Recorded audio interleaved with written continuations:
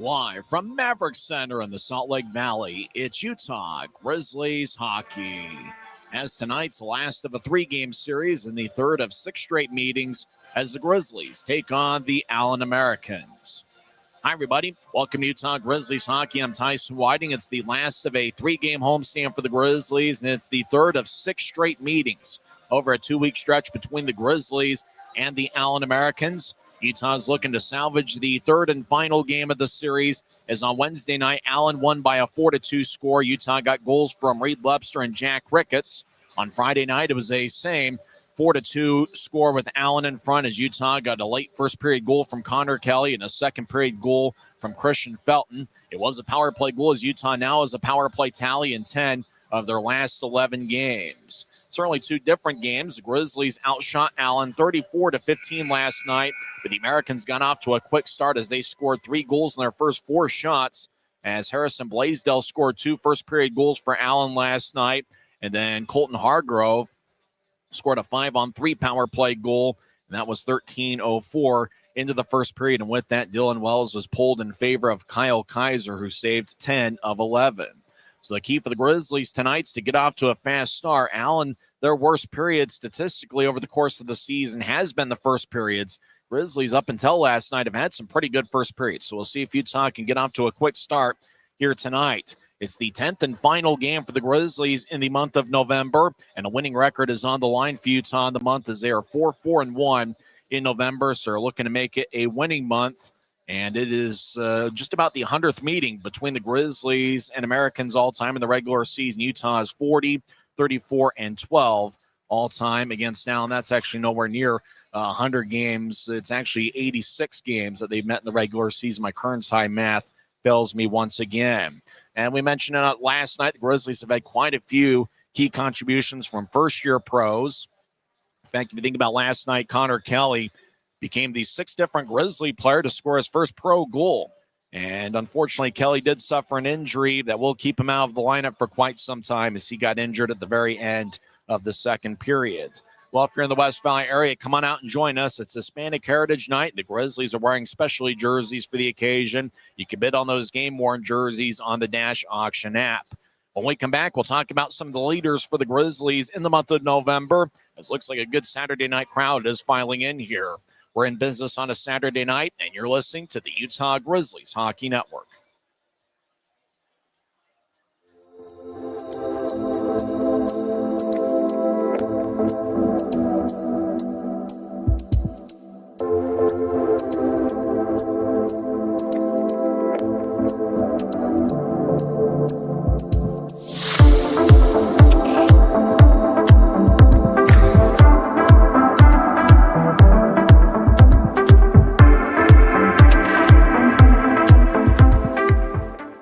We're 20, and yeah, we're celebrating big.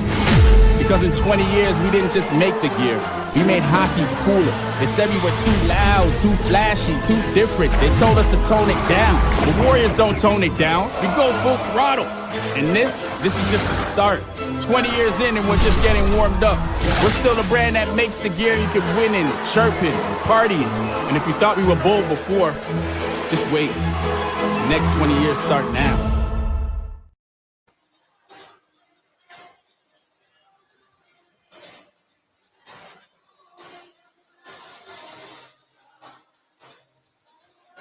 Welcome back to the Grizzlies Hockey Network. I'm Tyson Whiting. The Grizzlies have had some outstanding performers in the month of November. How about Danny Genev? He has a point in 6 of his last 7 games. He had 1 assist last night. He has 9 points, 2 goals, and 7 assists in 9 games in November. The captain, Tyler Gratton, is out of the Grizzlies lineup for the second straight night. Gratton had 8 points, 3 goals, and 5 assists in 8 games in November. How about Jack Ricketts? He's certainly come into his own as a pro. Ricketts is tied with the club lead with Genev and Gratton with 13 points. Neil Shea's been outstanding. He spent part of November in the AHL with the Colorado Eagles. But Shea does have a point in 7 of his last 8 games, and that does date back to late October. Reed Lebster leads the Grizzlies with 8 goals this season. Jack Ricketts, talk about how hot he's been. He's got 8 points, 3 goals, and 5 assists in his last 5 games. The leaders for the Grizzlies in the month of November, Jack Ricketts leads Utah with 4 goals in the month. Danny Genev leads Utah with 7 assists in November. Genev and Ricketts are each tied for the club lead with 9 points through 9 games in November. Genev leads Utah with 36 shots, and he also leads Utah with a +2 rating in the month of November. Unfortunately, the Grizzlies have sustained quite a few injuries over the last couple weeks. Connor Kelly missed last Saturday's game against the Tulsa Oilers. That was a game Utah won 5-4. Kelly did play in each of the first 2 games of the series, but he suffered a lower body injury late in last night's game. That was right at the end of the second period. We didn't get an official timetable, but it looks like he's going to be out of the Grizzlies lineup for a while. 8 days ago in Tulsa, Noah Gansky got an upper body injury, and it doesn't sound like, doesn't look like it's season ending, but it doesn't look like he's going to be in the lineup anytime soon. Grizzlies have been without Ty Voigt for quite a while. He's missing his 10th straight game. Avery Winslow's been out since game 4 of the regular season. He's a promising third-year defenseman who used to play with Wheeling in the Orlando Solar Bears. He's out with an upper body injury. Rylan Kovacevic and Adam Berg are also out of the Grizzlies lineup, and Tyler Granton's missing his 2nd straight game. I'm not sure how long Granton will be out. He had a little bit of a spill and fall in the Grizzlies locker room after warm-ups last night. And so Utah has battled a lot of injuries. One of the things the Grizzlies had as of a couple weeks ago was a lot of depth. Before the injuries started piling up to the defensive unit and the defensive trade, which was Garrett Pike going to the Hershey Bears in the American Hockey League. He is currently still on the Hershey roster. The Eagles picked up a forward who's looked like he's made a pretty good contribution with the Eagles, and we're not sure if we're ever going to see him. And as a result, Utah went from having 9 pretty reliable defensemen all of a sudden being a little bit shorthanded to the point where they picked up Kabori Dunn. It was a free agent. He was just released by Worcester recently, played in 7 games with the Railers, and he will be back for his 2nd stint as a Grizzly, and he will be in Utah's lineup tonight. Kabori Dunn wore number 28 for the Grizzlies last season. This year, he will be number 44. He does bring a bit of size to the table, as he is 6'2" and 180 pounds. He does have a decent amount of strength, probably stronger than a guy that's 180 pounds. In his first stint with the Grizzlies last year in 22 games, he had 1 goal and 3 assists, and he also had 8 penalty minutes. He played in 3 games with Fort Wayne last year and then 10 games and had 1 assist with Worcester towards the end of last season. He's native of Mill Bay, British Columbia, but he's also the first native of Ghana to sign a pro contract. So welcome back, Kabori Dunn. He'll be in the Grizzlies lineup wearing number 44, and he will be paired up with Luke Salem. When we come back to the pregame report, we will go over the lineups for both teams. We'll also have a decent amount of pregame festivities as it is Hispanic Heritage Night here at Maverik Center. It looks like a good Saturday night crowd's filing in for the occasion. We'll come back and have the lineups in 1 minute. You're listening to the Utah Grizzlies Hockey Network. From commercial to recreational truck accessories, Mountain Land Truck Outfitters has got what you need. Flatbeds, spray and bed liners, lifts and leveling kits, wheels and tires. Mountain Land Truck Outfitters proudly uses a brand you know and trust. And with our experienced, knowledgeable, and friendly staff, your visit here will be informative and enjoyable. Stop into our convenient location in Provo at 265 South 100 West or call 801-225-4637 to get a quote for your fleet or individual truck. Mountain Land Truck. Les Schwab changed the tire game more than 70 years ago.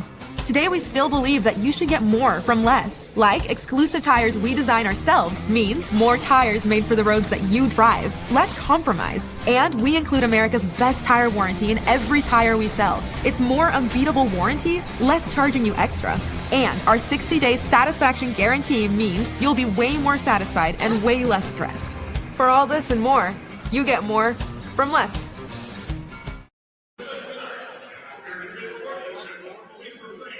Welcome back to Utah Grizzlies Hockey. I'm Tyson Whiting. Face-offs in about 10 minutes from now as the Grizzlies take on the visiting Allen Americans. It's the last of a 3-game series here at Maverik Center. These teams will meet over at Credit Union of Texas Event Center for a 3-game series next week.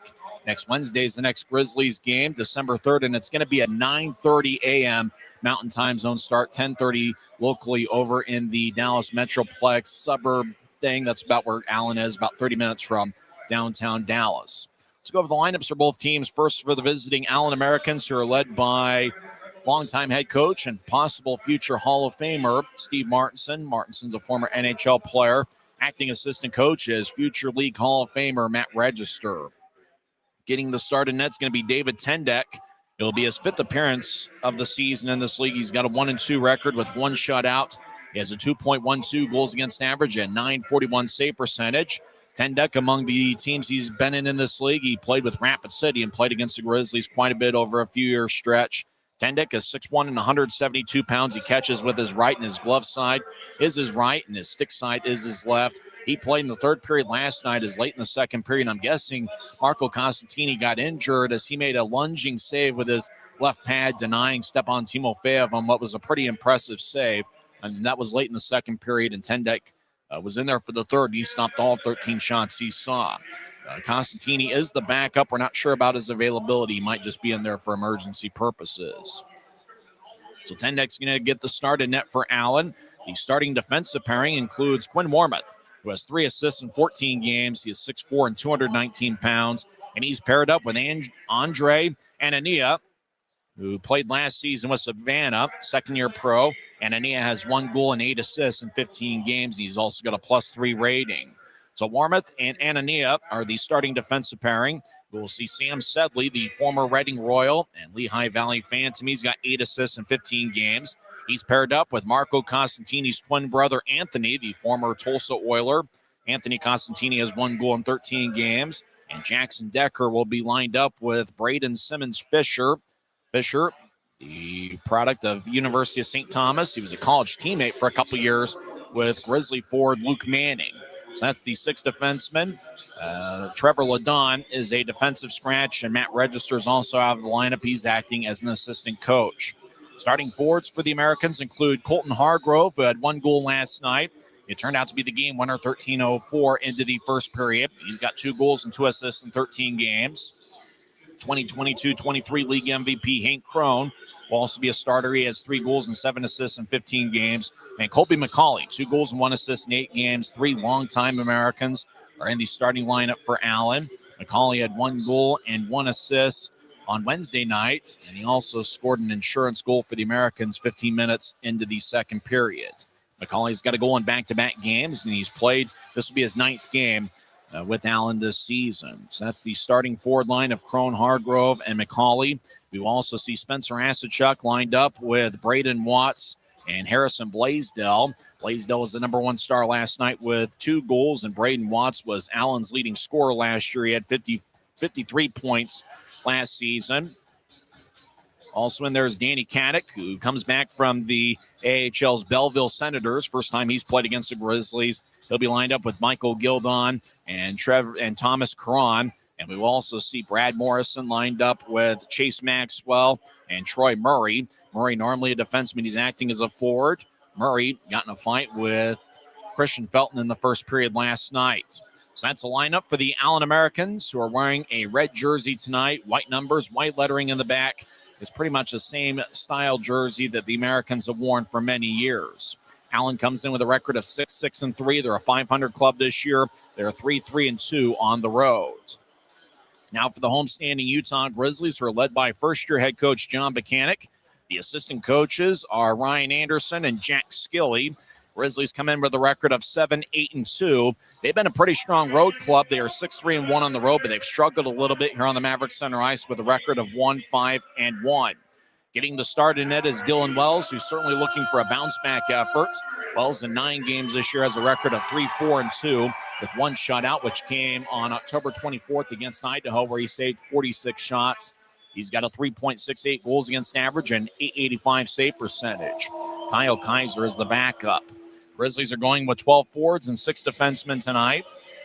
Starting defensive pairing for the Grizzlies includes Sage Weinstein, who has 1 assist in 12 games. Weinstein, just 20 years old, first-year pro, who played in the WHL recently for a few years. And he's going to be paired up with Christian Felton, who got in a fight last night. He also scored a goal, so he was an assist away from a Gordie Howe hat trick. 2 goals and 3 assists in 17 games. So that's the starting defensive pairing, Weinstein and Felton. We also see Aiden Hansen-Bucott, who's tied for the club lead with 9 assists, and he's paired up with Colby Enns, who leads all Grizzly defensemen with a +2 rating. And Luke Salem's paired up with Kabori Dunn, who starts his second stint as a Grizzly. Dunn played in 22 games for the Grizzlies last season. That's the sixth defenseman for Utah. Starting forwards include Danny Genev, the first-year pro out of Penn State, who has 5 goals and 8 assists in 17 games. Griffin Ness has 3 goals and 5 assists in 17 games. He has 3 primary assists in his last 7 games. And also in the Grizzlies starting lineup is Stepan Timofeyev, who has 4 goals and 5 assists in 13 games. The Grizzlies enter the ice in their Hispanic Heritage Night specialty jerseys. It's a pretty similar color scheme as to what the Grizzlies had last season for Hispanic Heritage Night. So we mentioned the starters. We'll get the announcement from Mark Larson, the PA announcer. We also see Neil Shea lined up with Luke Manning and Reed Webster. John Gillette is going to be on the line with Evan Friesen and J.C. Campagna.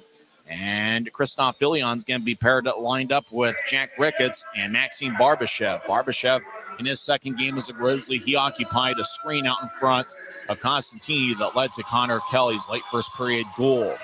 Let's get the announcement of the starting lineups from public address announcer Mark Larson. And remember, if you're in the West Valley area, come on out and join us. We're going to have some fun tonight.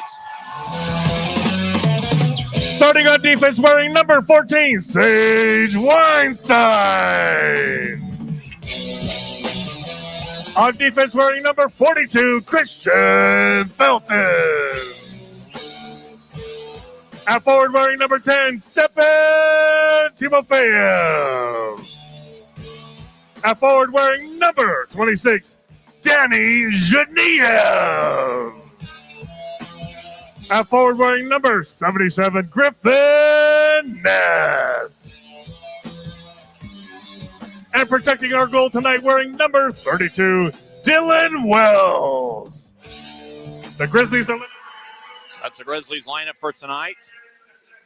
Utah's led by John Mechanic with the assistants Jack Skilly and Ryan Anderson. Grizzlies at center ice waving the flag.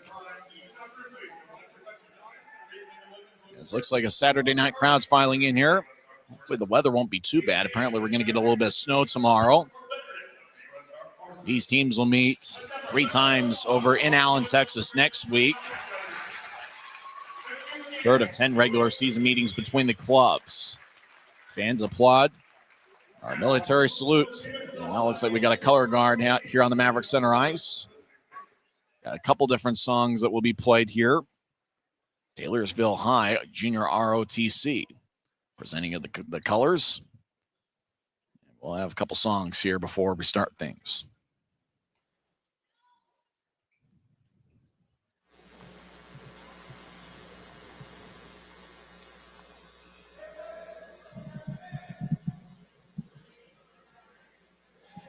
In celebration of Hispanic Heritage Night, please welcome Esperanza Elementary performing Cielito Lindo.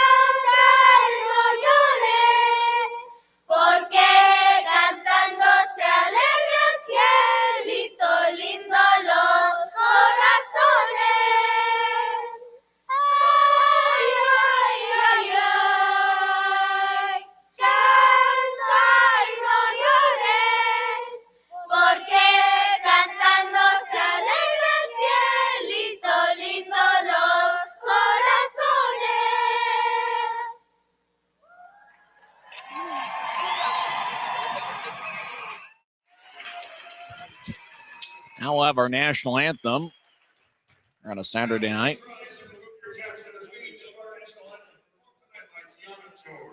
Kiana George has the national anthem.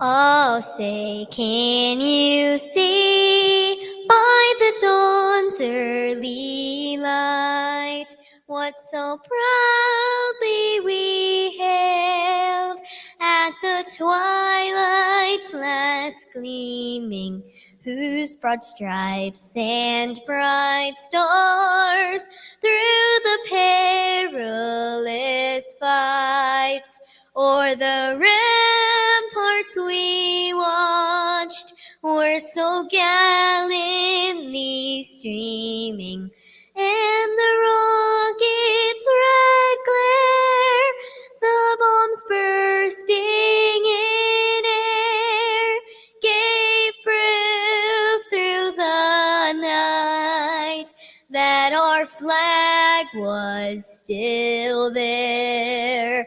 Oh, say does that star-spangled banner yet wave o'er the land of the free and the home of the brave?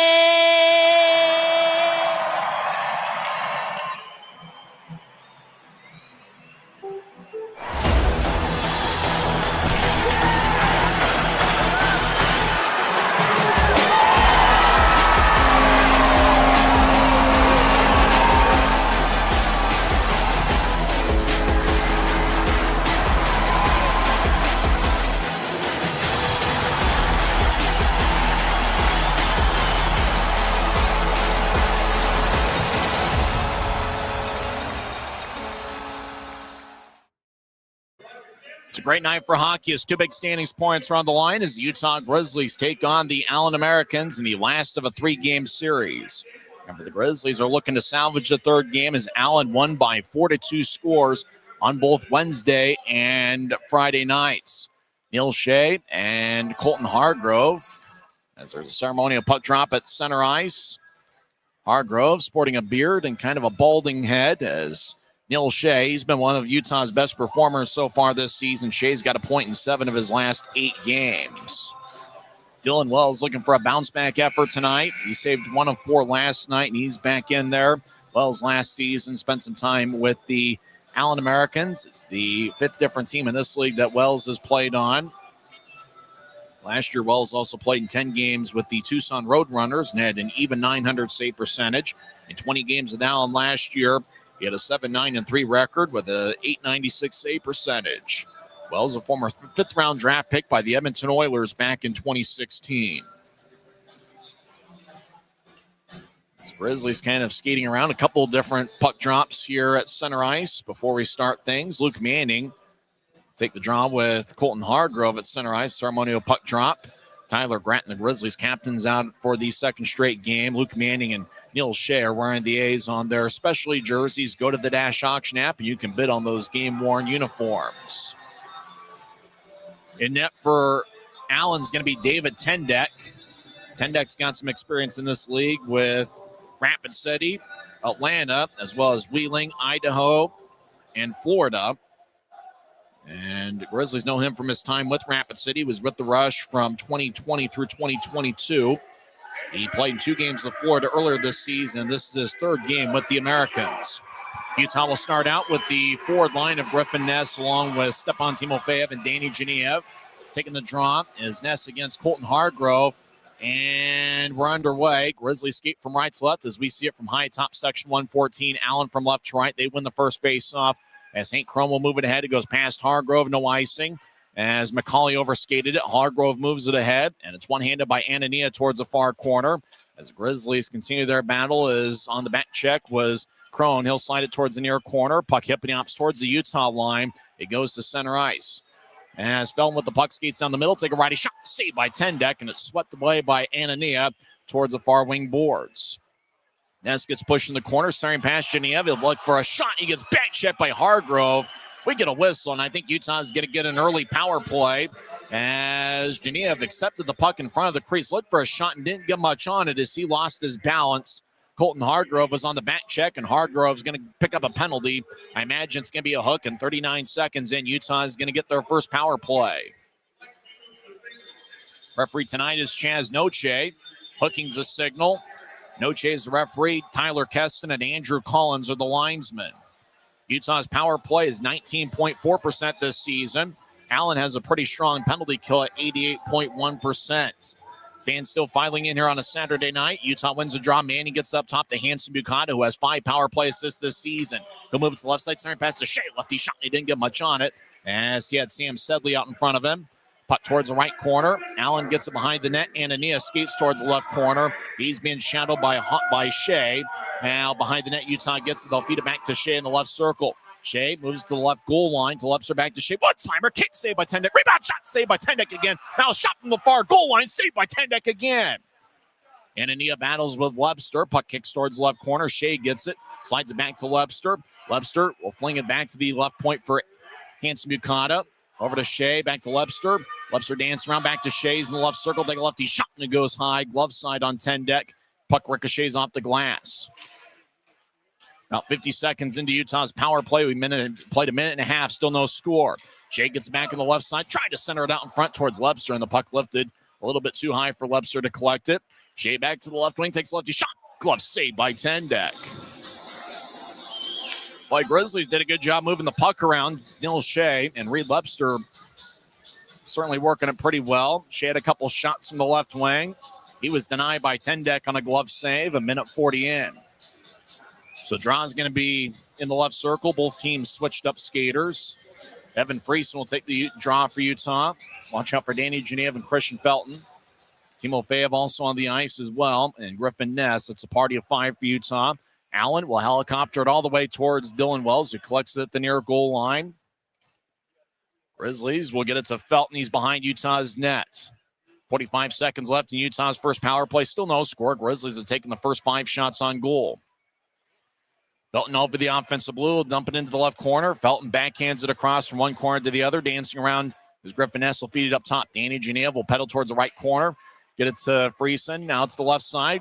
Timo Feyev, his one-timer is blocked by Braden Simmons-Fisher. Now right side, Utah tries to force it on the Friesen. Glance up the stick and slides to Tendek, who covers up in the crease. 22 seconds left in the power play. Now the Grizzlies will switch up skaters once again. And it looks like they're back to that 5-man unit that started the power play. Now it's just the start of things, so grab some chips and dip in a beverage of your choice and enjoy part of Saturday with us. Last game of the homestand. Luke Manning will take the draw. Watch out for Jack Ricketts. He's been hot as of late. He's got 8 points in his last 5 games. Manning's kicked out of the face-off circle. Jack Ricketts will take the draw. Lepster leads Utah with 8 goals in the season. He's on the ice. Puck ricochets around the boards after Allen wins the face-off. Shea over to Ricketts. Slot. His shot's blocked. Shea trying to get it back towards Ricketts. It's knifed away by Anania. Hanson Bukata, left side, fires towards the net. It goes wide, stick side. As ricochets off the end boards. Lepster gets it back up top. 5 seconds left in the power play. Hanson Bukata fires away. Gets redirected about 20 feet in front of Tendek. Coming out of the box is Hargrove. As the American strong penalty kill. Well, Utah had plenty of looks and plenty of offense his own time. But nevertheless, we're still scoreless. About 3 minutes in. Friesen dancing around, trying to get towards Shea. It goes past him. Running down a loose puck is Hanson Bukata. Tried to nudge it up top to Salem. It's taken away as Danny Caddick, back from a stint in the AHL, anticipated it. He throws it towards the Americans bench, and Allen was in the middle of a line change. They had about 8 skates on the ice, but nobody touched the puck in kind of a smart move. Allen let it go, so the whistle didn't blow. We keep skating 5-on-5. Grizzlies have taken the first 6 shots of the game. Ahead left wing at center ice. Spencer Asachuk dumps it in. Asachuk's been with the Americans for about a decade. As Utah sidesteps a check from Watts over in the right corner. Taking this Maxime Barbashev. He'll sweep it to his left. Christoph Filion races towards center ice. He's got good speed. He dumps in from center ice. Filion played with Quinnipiac and Miami of Ohio in his college days. As the Americans, Harrison Blaisdell, the number 1 star last night. He'll shovel it ahead. Puck deep into the Grizzlies zone. Running it down, Sage Weinstein. He gets back checked by Watts. And Weinstein pushes the boards by Blaisdell. Blaisdell gets hit by an elbow, and that was, I think, Filion. Didn't look like Blaisdell liked it that much. He yells at the referee and says, "Look at my face. There should be a penalty." As Blaisdell will skate off the ice, he doesn't have a stick. Grizzlies win a loose puck. Kabori Dunn in his first shift in his second stint as a Grizzly out there wearing number 44. Allen Anutrice kicks it back in. Dunn plays the puck. He's behind Utah's net. 15:43 and counting left in the first period. And we're still scoreless. Grizzlies have the first 6 shots of the game. Dunn wings one angle left, looking for Genev, who couldn't reach it. And icing is on Utah as there's 15:36 left in the first. It's important for both teams to get off to a fast start. Obviously, Allen got off to a fast start in last night's game. Grizzlies, when scoring first, are 5-3-1. But when the opposition scores first, they're just 2-5-1. These teams, third time in their meeting this season, third time in the last 4 days, and they already look like they're pretty tired of seeing each other. A little bit of fisticuffs towards the end of last night's game. Doesn't look like there's any initial carryover from one game to the other. As Allen has the puck there in the offensive zone left side. As Anania fires towards the net, it gets redirected and it goes wide. As well as leapt in the air to make sure to try to get a shoulder on it, but it went over his head. Brad Morrison, number 77, former draft pick of the New York Rangers. He gets it taken away. Genev moves it ahead. Ness over to Genev. Enters from the left wing. Trying to bounce one towards Ness. Puck up the opposite center ice. Warmoth lifts Genev's stick. Now Genev will knife it towards the left corner. Chase after it. Genev gets the puck. They'll slide it towards Ness. And it's knifed away to the high slot. Hanson Buchanan, lefty shot. Glove saved by Tendek. And he holds on as there's 15:03 left in the first. And now Utah's taking the first 7 shots of the game. Allen's one of those teams that are down the middle of the road in terms of league standings, in terms of shots per game at 30.1, but they allow 36.4 shots per game, which is towards the bottom of the league. Grizzlies pretty even in terms of shots for and shots against, 29.9 shots for per game and 30.9 shots against. Allen wins the draw as Colby McCauley out towards center ice moves it to his left. As Hank Crone backhands it in. Wells behind his net plays. They'll slide it towards the far corner. Now Allen skating from left to right. Left point. Righty shot goes wide. It hits the outside of the cage. As puck pokes back to the left wing. Crone reverses it to McCauley, who's been tough against the Grizzlies over the years. Up top to Sedley. Across to Warmoth. Now Crone gets it easy in the left point. Fans take up a Let's Go Grizzlies chant. McCauley gets held up along the boards by a Grizzly. Now Utah will sky it out to Allen ice. As Sedley hustles after the idle puck. Icing is on Utah with 14:24 left in the first. So John's going to come back towards Dylan Wells, the former Edmonton Oilers draft pick. David Tendek, the Allen goaltender, was a 6th-round pick by the Arizona Coyotes back in 2018. Draws over the left circle. We're just getting underway. 14:24 is left in the first. Utah's outshot Allen 7-0. They had plenty of shots on their initial power play of the game. We're skating 5-on-5, still looking for the game's first goal. As Grizzlies, Reed Lebster gets the puck. He's in the left corner, deep in his own zone. He'll feed it across Hanson Buchanan, chasing after a loose puck. Thomas Cron boxes him out. Cron played with Idaho recently, second stint with the Americans. As Colby Enns holds his ground, Enns a big 6'2 defenseman. As Manning's trying to jab the puck away from the pile as the scrum continues 6 minutes in. Utah comes out of the pile with the puck, racing out towards center ice. Lebster, right wing, crosses center ice. He'll chip it in. Neil Shea towards the right corner. He gets engulfed by an American. Is hacking away is Anthony Costantini. The Americans will tap it out off the glass and clear it out to center ice. Weinstein with a bit of a half circle, move it ahead to Lebster. Lebster just outside the left circle. Take a righty shot, saved by Tendek. Allen gets the rebound. Sedley. Rink wide feed, angle left, goes tape to tape. Raiden Watts skates around a Grizzly, takes a lefty shot, saved by Wells. Arm is raised by the referee. It's going to be a penalty on Utah. And the whistle blows 6.5 minutes in.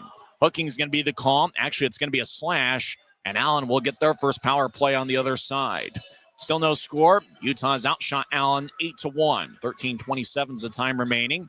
This is the Utah Grizzlies Hockey Network. Since 1939, America First has helped people start businesses, buy homes and cars, and achieve their financial goals. Today, our top priority is still the financial success of you and your family, which is why we're giving new members $100 when they sign up for a basic savings and checking account, and another $100 when they upgrade to premium checking and enroll in and use direct deposit. So head to AmericaFirst.com today and join the credit union that always puts its members first. So draw one by Allen. Apparently they didn't go to immediate timeout when they should have. 6.5 minutes into the game. Puck behind Utah's net as Allen Spencer Hasechuk battles with two Grizzlies. Utah will pitchfork it out to center ice. The puck wobbles on its side like a spinning top. Hargrove will drop it for Anania. As the Americans spread the ice, we played about 7 minutes in. Anania will drop it off towards Hank Crone, who didn't show up in camp in shape, but it looks like he's improving over the last couple weeks. Hargrove towards McCauley on the right side. Puck goes back deep in the Grizzly zone as Hargrove holds up a Grizzly as Wells looks over his left shoulder as action behind him. Grizzlies get it ahead as Jack Ricketts gets the puck. He crosses center ice. Ricketts over the offensive line, gets it jabbed away. Ricketts gets it back and he'll feed it back to Hanson Mukata. Across to Weinstein. Utah does have two shorthanded goals this season. Both of them are by Reed Webster. As Weinstein gets it deep into the Allen zone, the Americans race from left to right. Grizzlies skate from right to left as we see it from section 114. Braden Watts has the puck, and he'll get it towards Sedley. Sedley moves it back towards Watts, who skates down the middle of the ice, across the center red line. He'll pitch it to his left. Now back towards Watson, a give and go, as it's tapped away by Hanson Bukata. Now back behind Utah's net towards the near corner, as Weinstein holds his face of viewer head up high. Caddick moves it over to the left wing. Watts feeds up top to Sedley, who dances back and forth. Now back to the right wing. Gildon trying to fire towards nets, blocked by the skate of Weinstein. Caron moves it over to the left wing for Sedley up top. Now to Watts, left circle. It fires a lefty shot that misses and hits the outside of the cage. Weinstein clears it out. Boy, Sage Weinstein's played some outstanding hockey in this homestand. The 20-year-old certainly coming into his own. About 15 seconds and counting left in Allen's first power play. As Sedley over the offensive line. Allen's power play is 14.3% this season. Back to the right wing. Caddick over to Watts all alone. Right side. His shot hits the crossbar and it flies out of play. Boy, the iron unkind for the Americans. Grizzlies. Boy, Watts fired up top, and he had all sorts of room to get plenty of velocity on the shot. Grizzlies thank the crossbar for keeping it a scoreless game with 11:29 left in the first. 2 seconds left in the power play. Christian Felton communicates with the Grizzlies bench to ask what he's going to do when he comes out of the box. Felton got a slashing minor, 6:33 in. Luke Manning will take the draw against last night's number one star, Harrison Blaisdell, the former fifth-round pick of the Winnipeg Jets.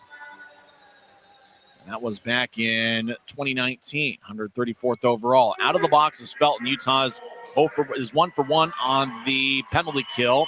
As both teams are 0 for 1 on the power play. Manning pitches to Shea. Now back across to Genev. Lefty shot. And that one's blocked away by Tendek.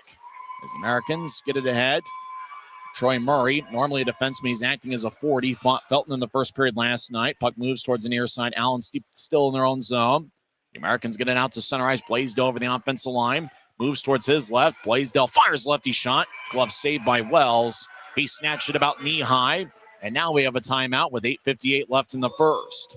Timeout on the ice, still no score. Both teams are 0 for 1 on the power play. This is the Utah Grizzlies Hockey Network. Every new day is a chance to be kinder to your body and your mind. U of U Health is here to help you build strength and confidence every day. Let us help you be a better you. U of U Health, official health partner for the Utah Jazz, Utah Hockey Club, Utes Athletics, and the Utah Grizzlies. Take the first step today at uofuhealth.org.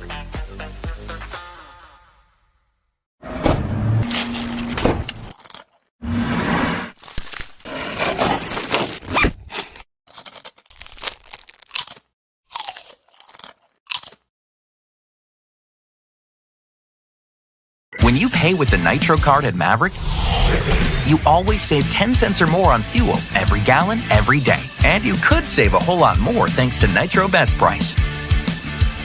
Pick up a Nitro card and upgrade your Adventure Club account today. 10 minutes and 58 seconds are left in the first period.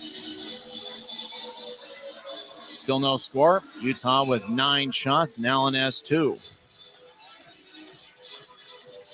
Dylan Wells working on his net, working on his mask. Both teams hoping to get that first goal. Obviously, Allen got off to a fast start on Friday night. Grizzlies have had some success in the first periods. If you take away a couple of games, Utah does have a first period goal in 6 straight games. In 3 of those 6 games, they have more than 1 goal in the first period. So Utah has had some offensive success in the first period. As puck back at Neutrice, Grizzlies in control. Geneva tried to move it ahead. It's sticked away by Braden Simmons-Fisher, the son of Yuri Fisher, the former Detroit Red Wing. Weinstein back, fakes to his right, dangles back and forth. He's in the near circle of his own zone. He moves it across. Christian Felton sporting a college-style mask. Gets it to Ness, who dumps it in. As the Grizzlies in their specialty jerseys make a full line change. As Allen about halfway through the first period, Warmoth over the offense line tries to negotiate his way around Salem, who cuts him off along the right wing boards. Grizzlies skate from right to left here in the period. Utah takes control of the puck. Campagna out to center ice. He played with Allen a couple stints. In fact, this is his 10th different ECHL team. It's his second stint with the Grizzlies. Chrome across off the stick for McCauley, who gets it back, as the Americans have three very experienced forwards on the ice right now. Braden Watts replaces Chrome. Watts also with a ton of experience in this league. As taking the puck is Simmons-Fisher behind his net. Allen slowing up play halfway through the first period. As Warmoth comes off the ice, Grizzlies fans want Allen to initiate some action, and the Americans oblige. They get out towards center ice. 13 of the players on the Americans roster are from Canada. Over to the left side. As they feed it towards left circle, lefty shot goes high and wide. Allen gets it back up top. Simmons-Fisher will brush it towards his left. The Americans fired towards the net. Glove saved by Wells. Rebound, shot, and a score. Puck bounced off of Wells, and out in front, Spencer Asachuk got the loose change, and his backhand shot gives the Americans a 1-0 lead as Asachuk gets the second of the year. Just a routine shot that was taken from the left wing boards. Some traffic out in front with players on both teams. Wells had a bounce off his glove, and Asachuk, who goes 6'6" and 230 pounds, collected the rebound. Watts is out in front as well. So the Americans draw first blood. Asachuk gets the goal. Jackson Decker and Braden Simmons-Fisher with the assist. That's Fisher's third assist in this series. Draw one by the Grizzlies. It's a 1-0 Allen lead. Time of the Asachuk goal was 10:34 in, and we get some pushing near the Allen bench as play stops. The puck, we believe, went out of play. As they get a new puck from an off-ice official. Draws going to be near the Allen bench. Grizzlies lead the shot count 9-3. Draws actually going to be at center ice. Numbers on the jerseys are somewhat tough to spot from a long distance. Either that or I need new glasses. Ricketts tonight is lined up with Christoph Filion and Maxime Barbashev. That's the three forwards, and the party of five is completed with Enns and Hanson Bucata. Grizzlies won the draw, and Enns will helicopter it deep in the Allen zone as it crashes off the glass. Found over in the left corner, Barbashev's in the area. Former fifth-round pick by the New York Rangers a handful of years ago. Allen will tap it off the glass. Caddick in the area. Grizzlies get the puck. Neutral zone. Filion flips it in as Simmons-Fisher chases after it. Fans take a let's go Grizzlies chant once again. Ricketts gets the puck on the right side. Tries to move one out in front. Hits the side of the net. Up top, Enns keeps it in. He'll move it to Hanson Bucata. Across. Shot by Barbashev. Is off the stick and it flies out of play into about row 3 of section 101. And a fan in an Allen Americans jersey comes away with a frozen vulcanized rubber disc. Actually does look like there are a handful of Allen Americans fans behind their bench in section 101, a couple of them in section 102. Draw's going to be over in the right circle. It's an offensive zone face-off for Utah. Lebster, Manning, and Shea are on the ice. Luke Manning at a stretch for a couple weeks in the month of November. He was a +4. He's a +1 so far in November. 10th and final game of the month. Utah's looking for a winning month as the Americans try to skate over the offensive line, and they are offside as the Grizzlies build a little bit of a wall in their blue line as the Americans are trying to skate in on Wells.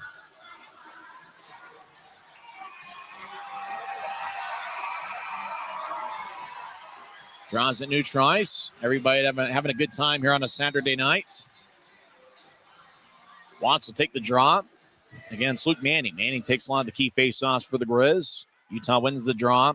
They're about even in the face-off circle last night with Allen. Weinstein races across center ice, accelerates over the offensive line, moves to his right as the Americans come back up with it. Allen plays a smart game. They've got quite a few veterans on their roster and players with plenty of experience mixed in with some rookies that do have some ability. Weinstein gets it ahead as Ricketts accelerates again around one player. Actually, it was Lebster, as Lebster's got pretty good quickness for a guy that looks like he's about pretty strong and 6'1". Grizzlies dumping into the left corner. Manning jumps over an American. Now Manning battles. He gets a stick lifted by Watts. Webster towards the left point, gets to Manning. Manning gets swept away by Sam Sedley, the second-year pro. Felton right side, reverses it back behind the net for Shea. Shea to Manning. Manning was looking for the one-timer, and Shea just kind of fed him a pass that was a little bit too hot, as Manning didn't quite have the timing down on Shea's feed. Grizzlies at center ice. Saucer one to their left for Shea. It goes over his stick and bounces off the board. Sedley gets the puck. Sam Sedley racing across center ice. He's been a good American so far this season. Skating in is Hargrove. He gets it knifed away by a Grizzly. Now McCauley gets the puck. He'll chip it up top. Anania over to Warmoth. Right side. He'll take a shot and it gets kicked away as it bounced off the skate of Hargrove. Now left side. Lefty shot saved by Wells. Rebound towards the left corner for Kabori Dunn. And he ices the puck all the way down. Whistle blows with 7 minutes and 11 seconds left in the first. Grizzlies have 9 shots. Allen has 3. Kabori Dunn sporting a beard. Looks like Luke Salem. Salem's gone from a mustache to a beard. Luke Salem, a Los Angeles native.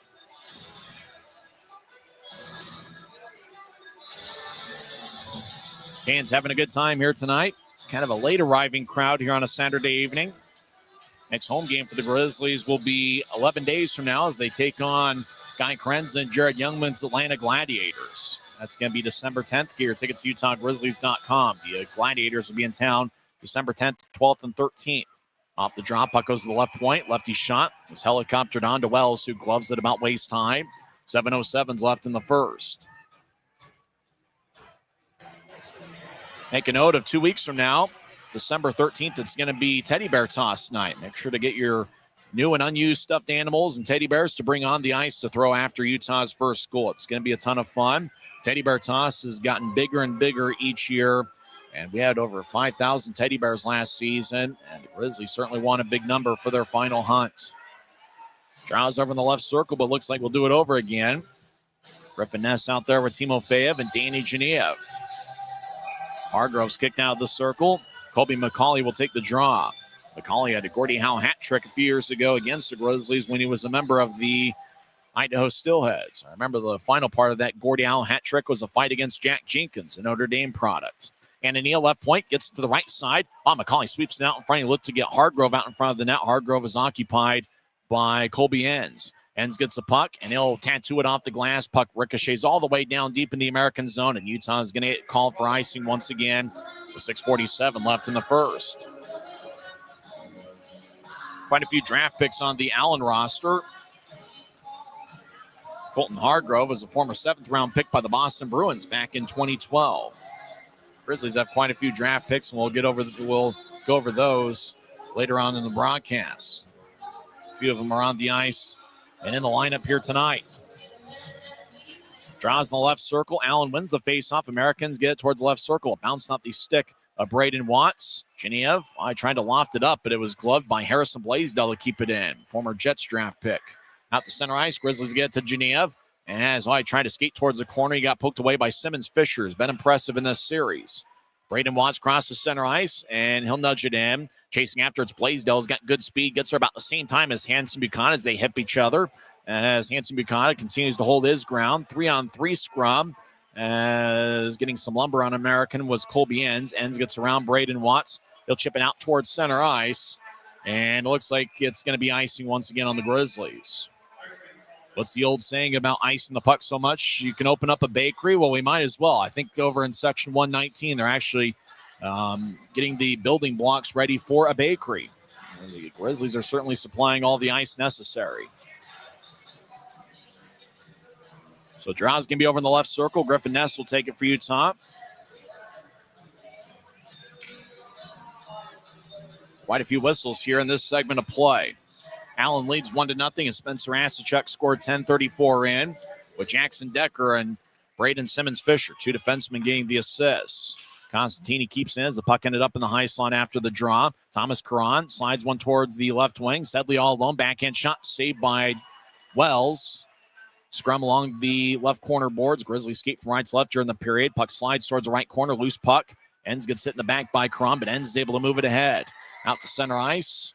Gillette was racing after it. Sedley gets there first. Now Thomas Caron accepts the puck. He'll skate back into his own zone. Caron ahead towards Danny Caddick, number 9. Caddick just recently Sent to Allen from Belleville of the AHL. Canada gets the puck left side. Fires towards net. Saved by Wells. Rebound shot goes high. That was taken by Cron. He didn't get much of it. Cron cycles it back around to Caddick in the right corner. And he slides up top left right point for Sedley. Sedley gets in deep. Caddick behind Utah's net. Chips out to the left circle. Shot. No one goes wide. That was taken by the former Boston Bruin draft pick, Colton Hargrove. 7th round back in 2012. And the Grizzlies dump it in. No icing as Utah completes a full line change. 5:05 on a moving clock, first period. Allen leads 1-0 turnover. Weinstein moves down the middle. Lefty shot. That one's kicked away as J.C. Campagna had a pretty good look on a shot from Weinstein. Campagna didn't get all of it. Caddick near the left corner, right side. Now go backs up top, right point. That shot goes wide as McCauley will fire it all the way deep into the Grizzly zone, and it's going to be icing on the Americans this time as there's 4:44 left in the first. There's a lot of sports and entertainment options out there. Thanks to everybody for choosing the Grizzlies tonight in their battle against the Allen Americans. Don't forget, the next Grizzlies game will be next Wednesday morning, December 3rd. It's going to be a 9:30 a.m. Mountain Time Zone start as the Grizzlies take on the Allen Americans. So have some breakfast and enjoy a little bit of Grizzlies hockey. Next Wednesday, the Grizzlies will be on the road in a kids game. A lot of kids in attendance over at Credit Union of Texas Event Center. Grizzlies win the offensive zone draw. Kabori Dunn. He fires towards the net. It's sticked away by Tendek. Looked like it would have gone over Tendek if he didn't get a piece of it. Battle along the near wing boards. Grizzlies moving out towards center ice as they reset. As Shea pitches it in, it's gloved and dropped by Tendek. As whistle didn't blow, as Tendek made sure to get rid of it quickly. Hargrove gets double teamed in the Allen corner, right side. Grizzlies dance around. Utah gets up top to Dunn. He'll slide it to his left. Salem skates towards left circle. Take a lefty shot. Saved by Tendek. Boy, Salem thought he had some room glove side, but David Tendek snatched it about waist high. He holds on with 4:11 left in the first. Allen leads 1-0 on Spencer Asachuk's second of the year. It's the Utah Grizzlies Hockey Network.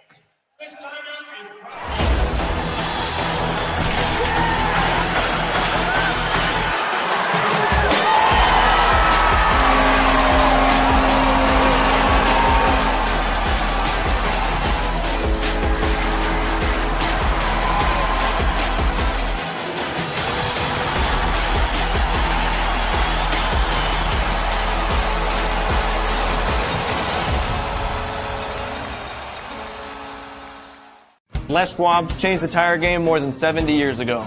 Today, we still believe you should get more from less. Like more hustle, less hassle. More of the best service around, less of the runaround. Because we include America's best tire warranty in every tire we sell. So you get more unbeatable warranty, less charging you extra. It's why we're more than proud to say, you get more from less. 4 minutes and 11 seconds left in the first period. Allen leads 1-0. Grizzlies lead the shot count 12-6. We'll go over all the stats of the first period during the first intermission. Grizzlies will have an offensive zone draw.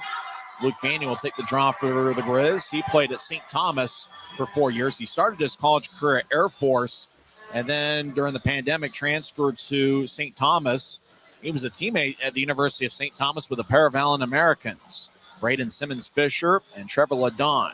Ladon, who's a scratch tonight, he played in last night's game. Those guys each played at St. Thomas for a couple years together. As Lepster gets the puck after Allen trying to race over the offensive line. Lepster right side, gets back checked by Watts. Puck slides towards the backboards. Lepster goes after a loose puck. He avoids an Asachuk check. As everybody hacking away. Freese in the area, battles with Simmons-Fisher. Make that warm-up over to the right side. Lefty shot saved by Tendek. Now rebound, shot by Lepster, saved by Tendek again. As the Americans get the puck. They'll saucer one towards their right. It's sticked away by Utah towards the middle of the ice. That's Hanson Bukata. As Lepster gets spun around by Blaisdell. Grizzlies race out towards center ice. Utah pitches towards the right wing. Manning gets back to Hanson Bukata, who centers it, but it's picked off by the Americans. Allen, long-range feed. Grizzly got the stick in the way. If the puck would have connected to Karan, he would have had a breakaway. Weinstein blasts Karan, and I believe it was Weinstein that stuck it away on the pass intended for Karan.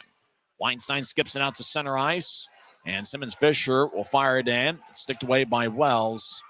The Americans, Jackson Decker will bounce one back in. Wells cuts it off behind his net. Fakes to Weinstein and instead spins it around the boards. as Cron gets cut off by Ness. Weinstein gets pushed along the boards as he gets held up by Decker. Genev looking nearby. Felton trying to break free. As Felton gets the puck, he skates around Wells' net. And a gentle push in the mild arc, and the old Biscuit somehow missed the video board. Icing is on Utah with 2:41 left in the first. Boy, Felton skied that one so high, could have gone over the video board. But as much of an arc as it had. Fans take up a "Let's Go Grizzlies" chant, and they make some noise with 2:41 left in the first period. Grizzlies lead the shot count 14-7.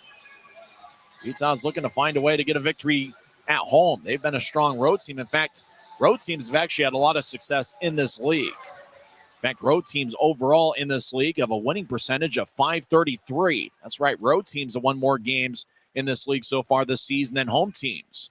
Crone gets the puck. He skates along the right side, gets around Weinstein. He skates around Utah's net, trying to feed it out in front towards Hargrove, and Hargrove gets cut off. Crone over to the left side, bounces one in, lefty shot.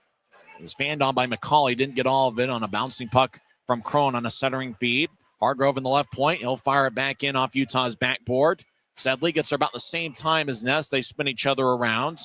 As Genev gets his stick lifted. Sedley with the puck. He'll slide to the right circle. Now Hargrove gets, he'll take a lefty shot that goes wide. It had plenty of steam, but just missed the net along the near post. Puck slides towards the right point. Sedley keeps it in. Crone back to Sedley, who's a pretty good defenseman. Sedley tries a backhand one towards the right circle. Grizzlies get it to Felton. As Felton skates towards neutral ice, he'll bounce one across. Weinstein looks over his right shoulder. Seems like the game's been slowing down for Weinstein lately. He'll throw it back to the Allen line. Americans get it back as the Grizzlies switch up skaters. As Utah defends Morrison. No icing on the plays. Morrison couldn't get the puck at neutral ice. Grizzlies will rainbow it out towards neutral ice. Puck bounces between Gillette's legs. Minute 23 on the moving clock, first period. Allen leads 1-0. Grizzlies move it in from neutral ice. Chasing after it, though, is Anania for the Allen Americans. Andre Anania played with the Savannah Ghost Pirates last year. Americans ice the puck. Wells raises his left arm. Both linesmen raise their right arm.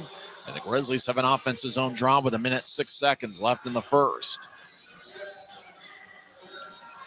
Andre Anania played in the OHL with the Sudbury Wolves for 3 seasons.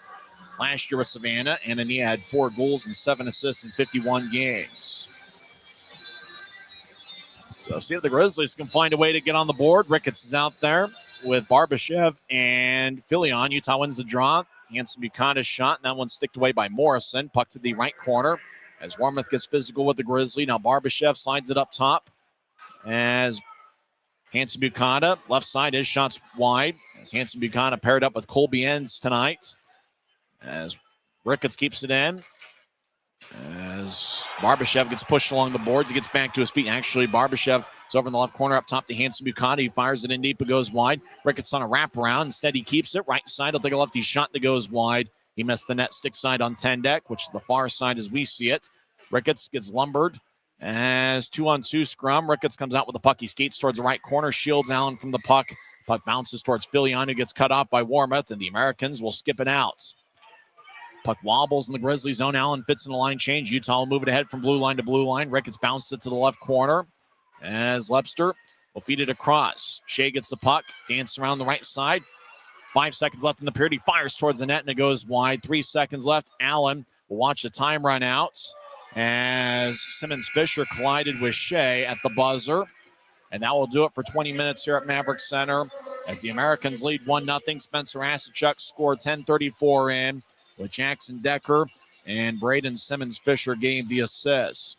Grizzlies outshot the Americans 15-7. Most of that advantage came in the first half of the first period, where Utah took the first 8 or 9 shots, and Allen kind of responded, and it was pretty even throughout the second half of the second period, and the Asachuk goal's the difference in the game. Both teams led to the locker room, and if you thought that the end of last night's game would mean some fisticuffs, and it just might mean so, but that's going to come later on in the contest, as there was only 1 penalty on each side. Both teams are 0 for 1 on the power play tonight. We'll come back and recap the first 20 minutes of play and also go over some scores from around the world of sports. After 20 minutes of play, it's the Allen Americans 1 and the Utah Grizzlies 0. This is the Utah Grizzlies Hockey Network.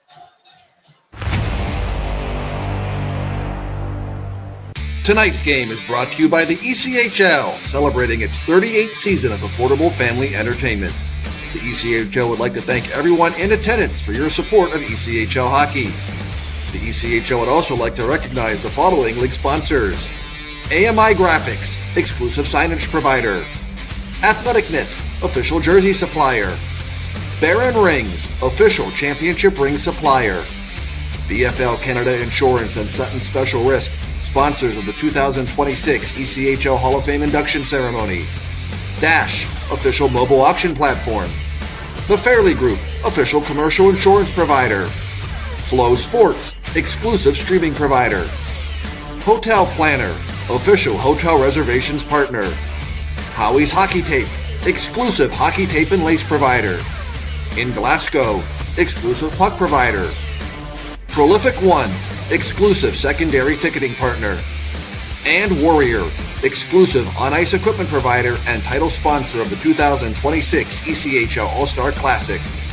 Catch all of the ECHL action live in high definition by logging on to flowhockey.tv.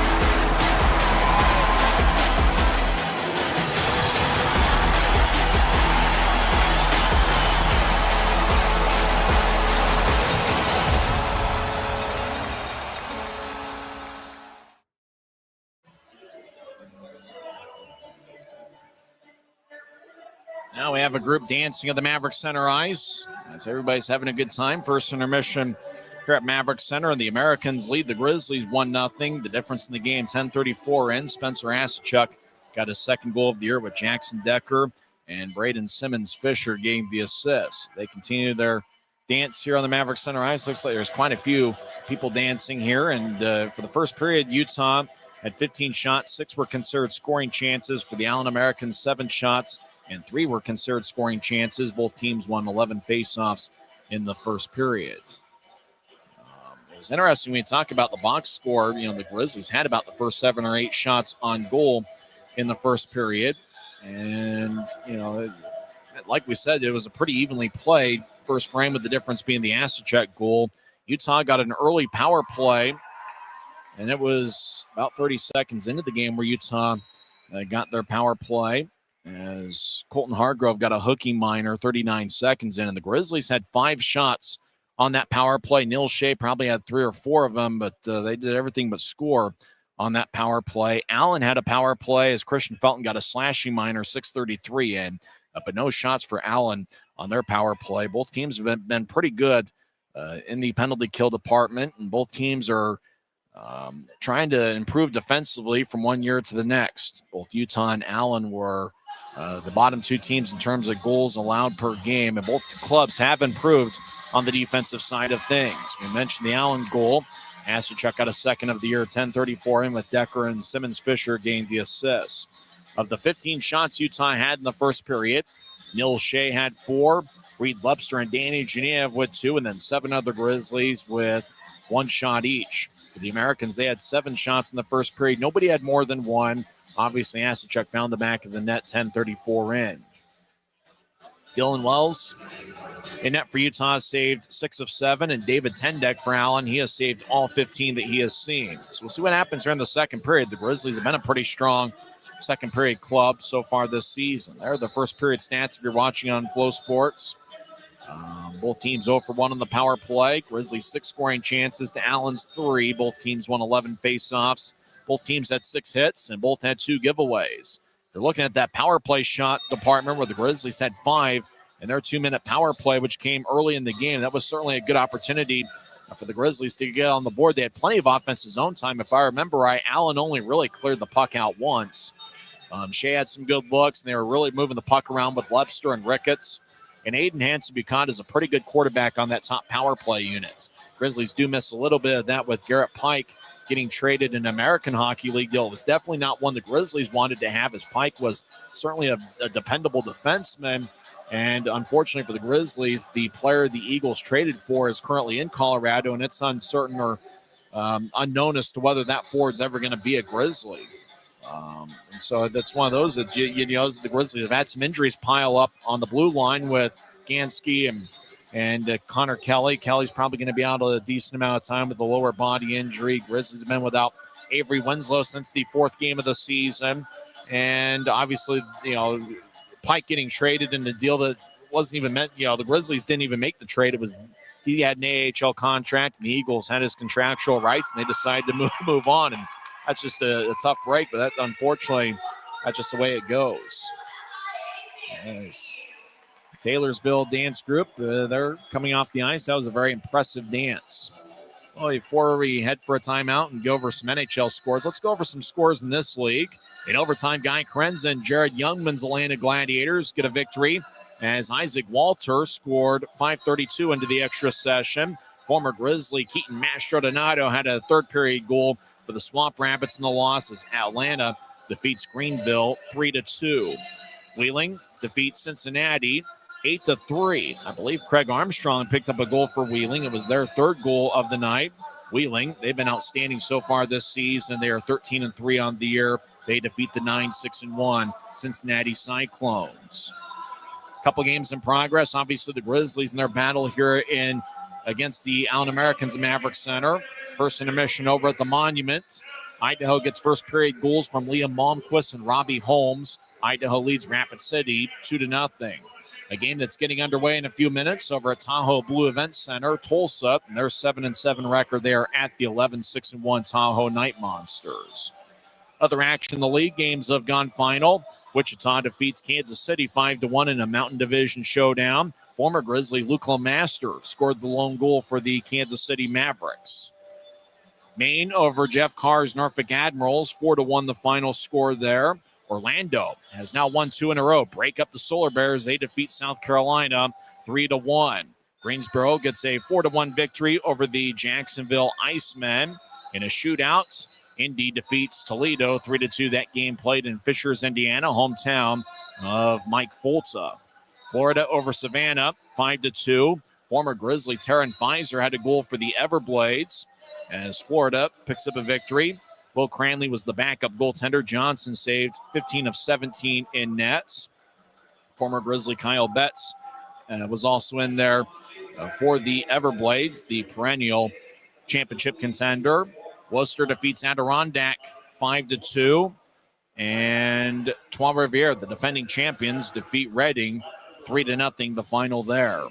When we come back, we'll go over some NHL scores on this Saturday night. The Colorado Avalanche were in action earlier this evening, and the Utah Mammoth are in action taking on the St. Louis Blues. We'll go over those scores and others on the other side. First intermission here at Maverik Center. Allen leads Utah 1-0. This is the Utah Grizzlies Hockey Network. Every new day is a chance to be kinder to your body and your mind. U of U Health is here to help you build strength and confidence every day. Let us help you be a better you. U of U Health, official health partner for the Utah Jazz, Utah Hockey Club, Utes Athletics, and the Utah Grizzlies. Take the first step today at uofuhealth.org. Welcome back to Maverik Center. I'm Tyson Whiting. Let's go over some scores from the National Hockey League. Grizzlies NHL affiliate, the Colorado Avalanche, defeat the Canadiens 7-2. Just about everybody contributed for Colorado in the victory. Brock Nelson had 2 goals and 2 assists. Gabriel Landeskog had 2 goals and 1 assist. And Martin Necas had 3 assists as the Avalanche extend their point-scoring streak to 16 games. Colorado's been a wagon so far this season. They defeat red-hot Montreal Canadiens club 7-2, the final. Second intermission over in St. Louis, and the Blues lead the Mammoth 1-0. St. Louis has outshot Utah 16-8. That's right, the Mammoth only have 8 shots in the first 2 periods of play. Certainly a bit surprising. Mammoth 4 shots in the first, 4 in the second. Blues 8 shots in the first, 8 in the second. The lone goal for St. Louis was scored by Dylan Holloway, 18-10 into the second period. Other games have gone final in the National Hockey League. Lightning defeat the Rangers 4-1. Former Grizzly legend Charles Edward Dastu had 1 assist for Tampa in the win. He was even in the plus-minus category. Once a legend, always a legend. Obviously, Dastu, 20 minutes and 44 seconds worth of action. He had 24 shifts, 4 block shots, 1 hit. And, Dastu just once again getting the job done for the Lightning, wearing number 51. Tampa over New York, 4-1 the finals. We're certainly thrilled and proud about Charles-Edouard Dastu and everything he's accomplished. And he's become a regular over the last month with the Tampa Bay Lightning. And he's not one of those guys that is just up there because somebody got hurt or somebody wasn't performing well. Dastu looks like he clearly belongs in the National Hockey League. Oilers over the Kraken, 4-0 the final there.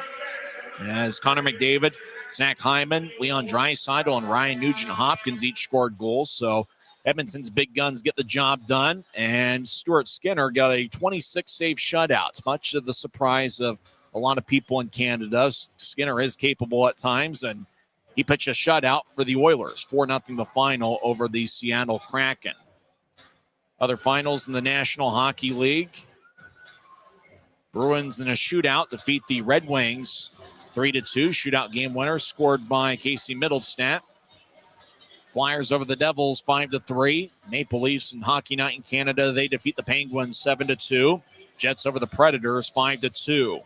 Later on tonight at 8 o'clock, game's just getting underway. Sharks are at the Golden Knights and Canucks are at the Kings. And early in the third period, Wild are at the Sabres. So when we come back, we will talk some more hockey. Let's go commercial break number 7. Commercial break 7 next as Utah trails 1-0 after 1 period. This is the intermission report on the Utah Grizzlies Hockey Network.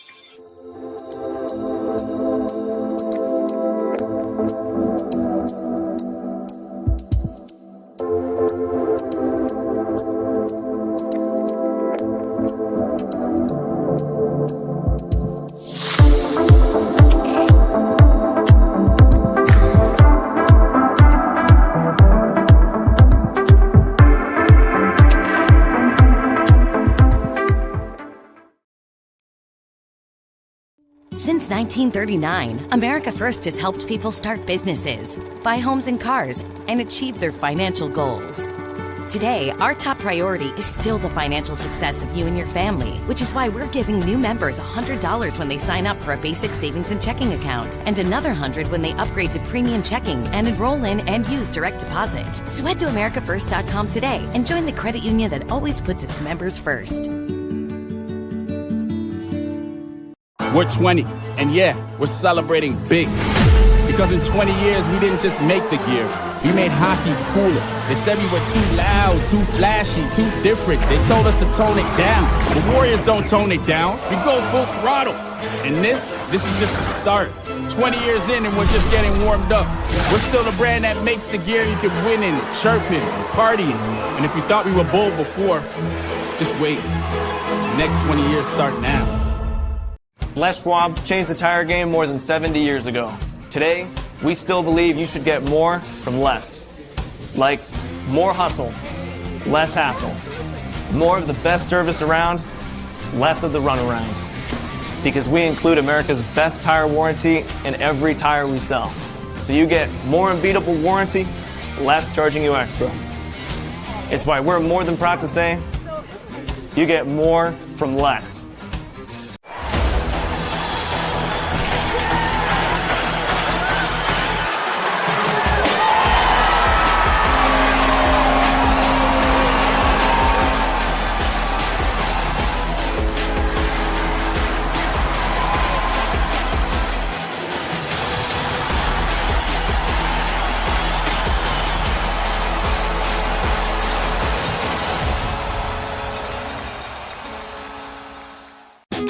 Maverik's new bean-to-cup machines always deliver a freshly ground cup of coffee on demand, so you can enjoy any of our premium roasts at their best, day or night, hot or iced.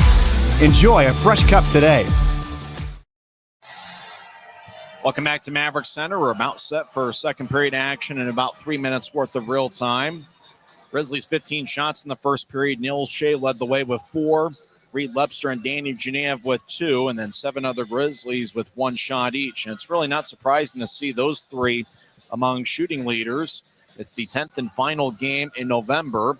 Danny Genev leads Utah with 36 shots in November. In fact, Genev is second among all league rookies with 59 shots on goal, and he's tied for 5th among league rookies with 13 points, 5 goals, and 8 assists. Lepster has been a key contributor all season long. Reed Lepster had that 3-goal, 1-assist game on October 24th against the Idaho Steelheads. That was the game where Wells had the 46-save shutout. Lepster leads Utah with 8 goals this season, and he has both of Utah's shorthanded tallies on the year. And Neil Shea, he was one of Utah's best forwards last season. He's got a point in 7 of his last 8 games. He spent a couple weeks recently, earlier in November, with the Idaho Steelheads. He's got a goal in 4 of his last 7 games. He had some good looks, in particular on Utah's power play, which came 39 seconds into the first period. Utah had 5 power play shots, and they did everything but score a goal on that 2-minute man advantage. Well, both teams are on the ice, and they're skating around. And remember, you can bid on those Grizzly game-worn jerseys on the Dash Auction app. A few of those Grizzlies players that would be fun to have.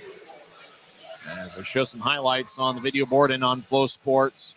There was the penalty early in the contest, and then Shea, there was one good look, and then Manning had a look, and then Ricketts tried to get it in, and the 10-deck was a brick wall in the first period.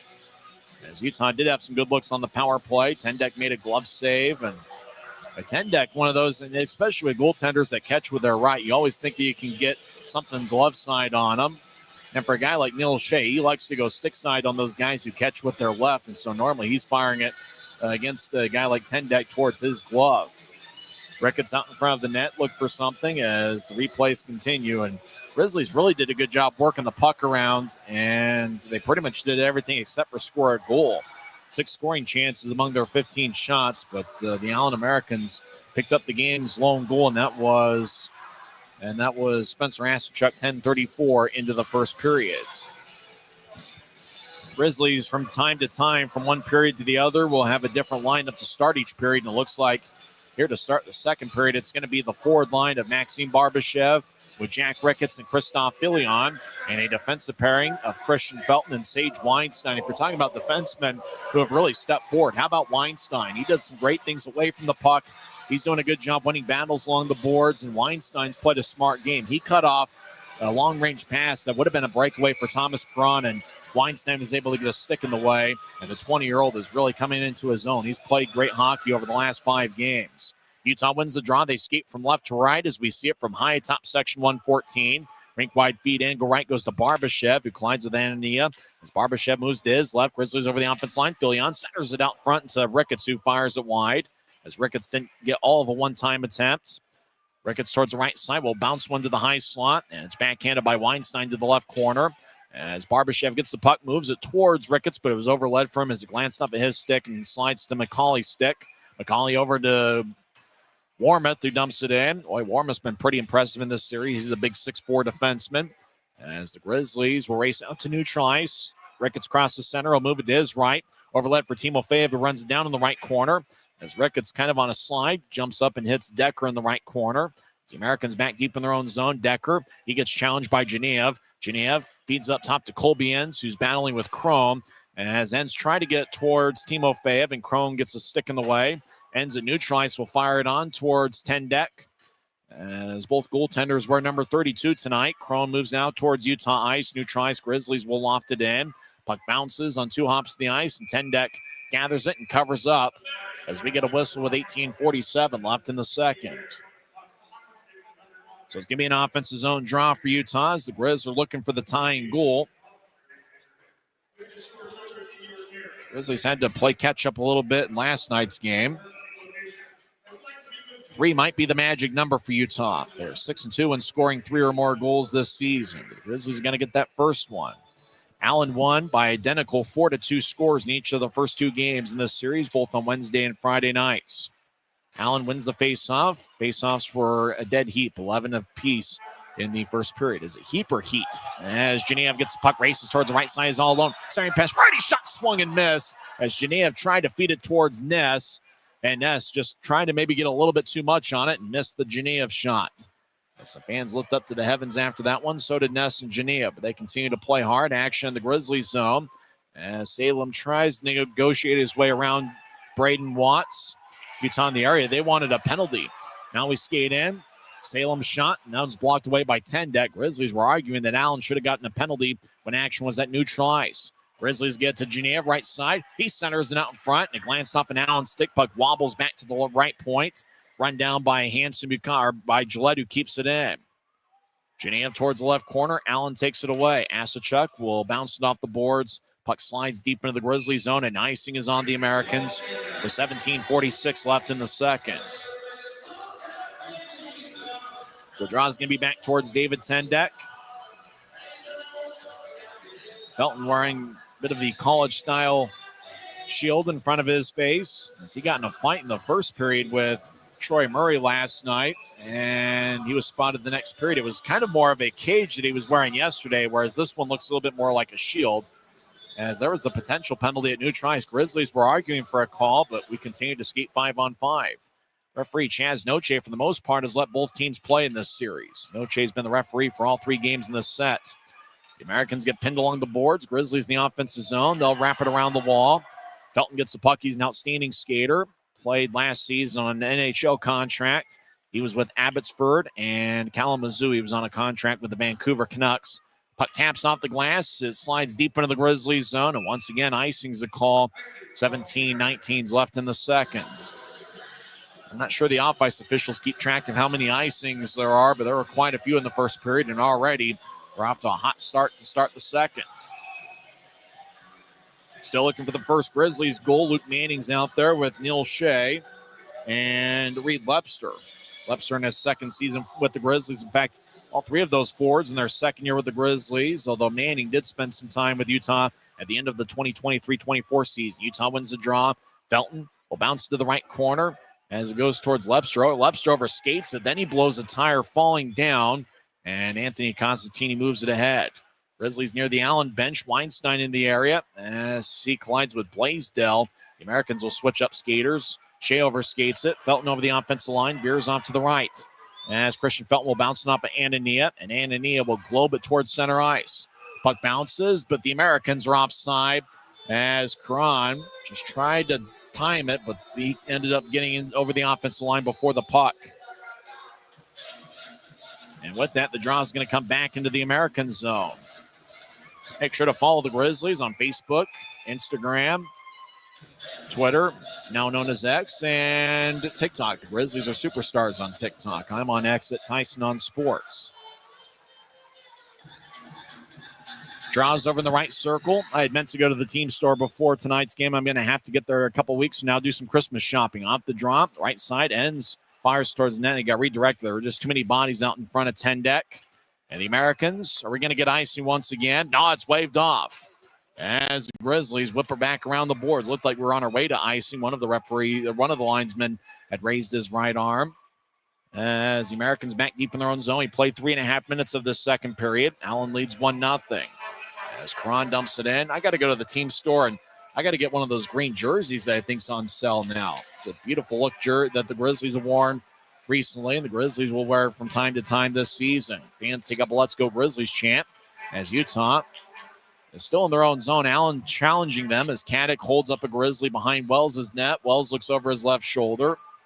Cron skates towards the right corner. He feeds up top as Decker dumps it back in deep as Grizzlies get it taken away by Hargrove. Hargrove tried to knife it to get it across. Grizzlies knife it away. Utah gets a loose puck.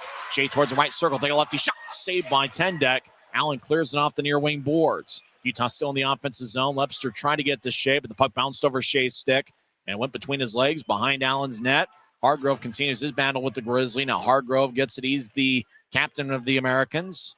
As he gets to neutralize a bit slowly, he'll nudge it to his left. Now back towards Hargrove down the middle. Take a lefty shot, and it's sticked away by Wells, and it flies out of play. The 15:21 left. Now we get some pushing and shoving as Kabori done, and an American with a couple shoves behind Wells' net. Hargrove and Ricketts.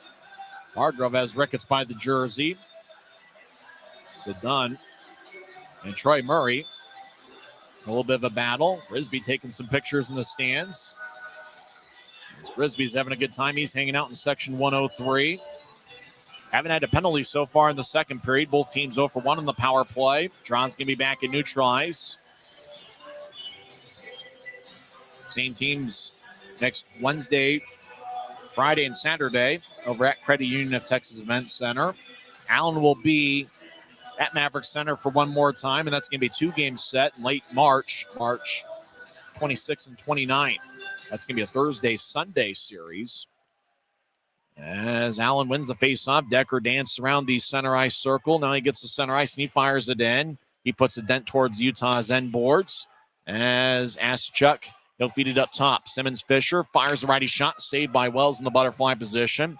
Puck towards the left side. Barbashev slides out to center ice. Ricketts has it tap off his stick, tries to locate it. Simmons-Fisher gathers it. Simmons-Fisher is a pretty good skater for a guy 6'7". Lunges out to center ice. Now he negotiates his way in, tries to get around 2 Grizzlies. Utah gets the puck, and they'll spin it towards the right wing. Genev gets it at center ice. He races over the offensive line, stops on the left point. Genev gets the stick lifted a couple times. Another Grizzly takes over down the middle of the ice, and Allen takes it away. Asachuk gets it. He's got a breakaway down the middle of the ice. Asachuk back in shot. What a stop by Wells! Boy, Asachuk with a pretty good move, but Dylan Wells made a grade A save. And he holds on with 14:31 left in the second.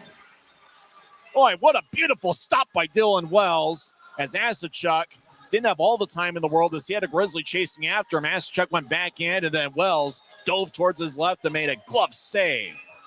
What a beautiful stop by Dylan Wells. One of the best saves he's made as a Grizzly. That should have gotten a little bit more of applause when they showed the replay here at Maverik Center. Highway robbery. That's a felony in 10 states. Dylan Wells coming up with a big one to keep it a 1-0 game.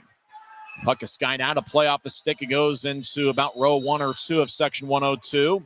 There's a bit of a scrum for the puck, and a fan in row 2 comes away with a frozen vulcanized rubber disc. That's a happy couple. Now she's got to show the puck to everybody else in the row. It looks like section 102 is filled up pretty nicely. It's filled up really nicely over in section 103. I guess that's where the corner aisles begin. A little bit more of an affordable ticket. Right side, lefty shot, glove saved by Wells. That shot was taken by Michael Gildon. 6 goals and 2 assists in 15 games this year. 14:15 left in the second. I'm still amazed about that stop from Dylan Wells. As Asachuk had a breakaway. Did have a Grizzly towards his right chasing after him, but Asachuk did have a step on him. Asachuk put together exactly the move he wanted to, and if Wells didn't get his glove in the way, it probably would be 2-0 Asachuk. He has the lone goal in the game. He scored 10:34 in. So faceoff's over in the right circle. Grizzlies have outshot the Americans 18-11. We haven't had a power play so far in this second period, but we've had quite a few whistles in the first segment. Puck goes behind Utah's net off the draw. Utah will one-handed ahead to Lebster. He'll bounce off the boards. Puck wobbles and slides towards Tendek. Tendek covers up in the crease as Neil Shea was chasing after the loose puck. So the Grizzlies will have an offensive zone draw with 14:05 left in the second. Really mentioned it in the first period, but it's worth mentioning again. It's kind of interesting. The Grizzlies have had a lot of success on the road. They are 6-3-1 away from Maverik Center, but have struggled a little bit at home. But if you look across the Mountain Division and really across the whole league, the road teams have a .533 winning percentage. Road teams have won more games this season than home teams across the league, which is certainly odd. There's probably a couple of theories as to why, but nobody can really understand it. Puck wobbles out to center ice. Lebster gloves it and drops it. He tried to slide it ahead for Manning, but it was overled for him. As dancing around to Sedley, he'll throw it around his net for Costantini. Anthony Costantini will zip it towards center ice for Caddick. He'll drop it back for Sedley. Sedley fires it off the left wing boards at neutral ice. Gildon will move it in. As the Americans, Caddick over there in the air with Karan and a couple Grizzlies behind Wells' net. Allen leads 1-0, 6.5 minutes into the second period. Utah takes control of the puck as Enns tries to shield Caddick from the puck. Allen fires it back in towards Utah's end wall. Grizzlies roll it back to neutral ice. Lebster threw it to center ice for Manning. And off Manning's stick, they try to get to Shea, and the Grizzlies are offside. As Colton Hargrove was able to get a stick in the way to disrupt the play.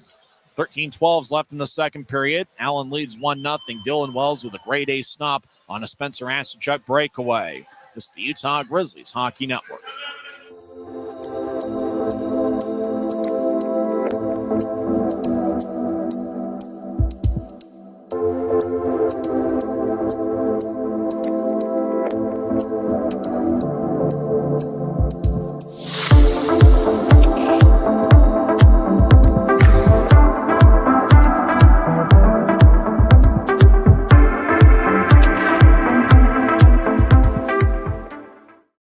We're 20, and yeah, we're celebrating big. Because in 20 years, we didn't just make the gear, we made hockey cooler. They said we were too loud, too flashy, too different. They told us to tone it down. The Warriors don't tone it down, we go full throttle. And this is just the start. 20 years in and we're just getting warmed up. We're still the brand that makes the gear you can win in, chirping, and partying. And if you thought we were bold before, just wait. The next 20 years start now.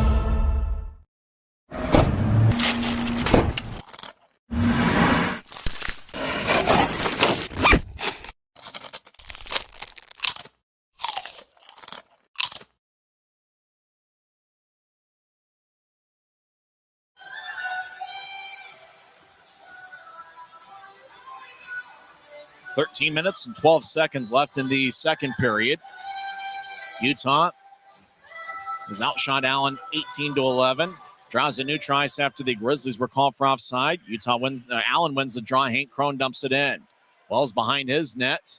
So push it towards the near wing boards. Anania as Grizzlies will clear it out. We're going to have icing once again. You bet we are. 12:58 left in the second. Well, you can't bet in pro hockey.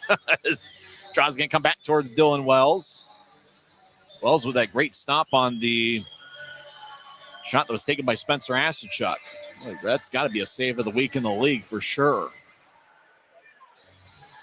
Allen does have a bit of a size advantage. They are one of the bigger teams in the league physically, but the Grizzlies, you might argue, have an advantage end-to-end, just outright speed.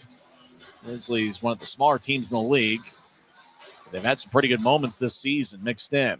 Allen wins the draw as Anania moves to the middle for McCauley. His shot's blocked away.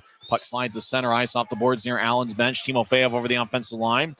He jumps and fires it in deep. Jania behind his net. Lays it for Ness. It's knifed away by Warmoth. As Grizzlies, Timofeyev gets pushed along the boards by Hargrove. Timofeyev breaks free as the puck is cycled towards the left wing. Weinstein in the corner gets to Timofeyev. He gets hit in the back, gets some lumber from Hargrove once, twice, three times. Now Hargrove, that's a dangerous hit. No penalty on the play. Timofeyev back to his feet, luckily. Boy, Timofeyev crashed in an odd angle, but luckily he got back. Centering pass, Anania brushing off his stick. Now centering pass, Gildon, lefty shot goes over the crossbar. No penalty, though, on the play as Chaz Noche was looking right at it. Grizzlies couldn't believe it. Genev over the offensive line, gets hit from behind by Gildon. Genev back to his feet, gets to Felton down the middle of the ice. Felton backhand shot, glove saved by Tendek. And he holds on. Boy, centering pass went to Felton. Felton didn't have enough room for a forehand shot, just went to his backhand, and Tendek made a glove save. 12:02 is left in the second period. Grizzlies will have an offensive zone draw. Hargrove, as they show the replay, just continually hitting Timofeyev in the back, and then a dangerous hit as Timofeyev kind of went in head first towards the boards. No penalty, according to Chaz Noche. Luckily, Timofeyev got back to his feet as the helmet and shoulder pads did their job there.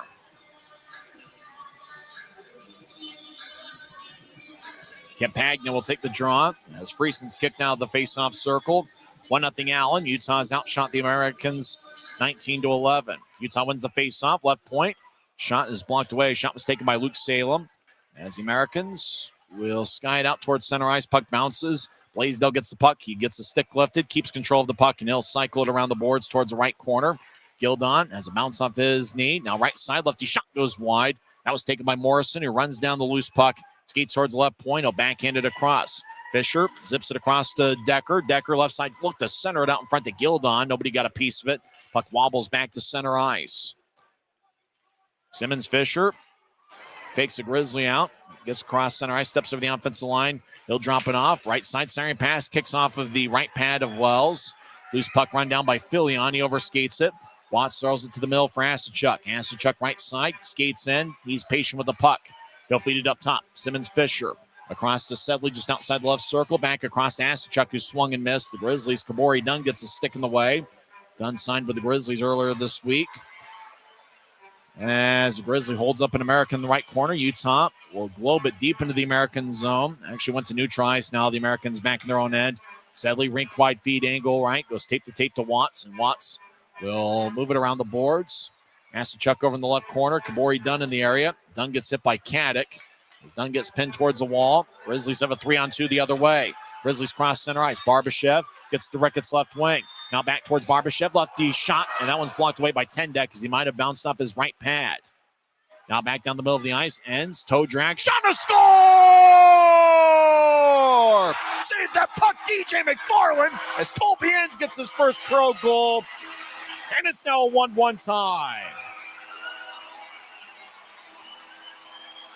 That's one he'll never forget. They made sure to get the puck for him. Colby Ends becomes the 7th different Grizzly to score his first pro goal.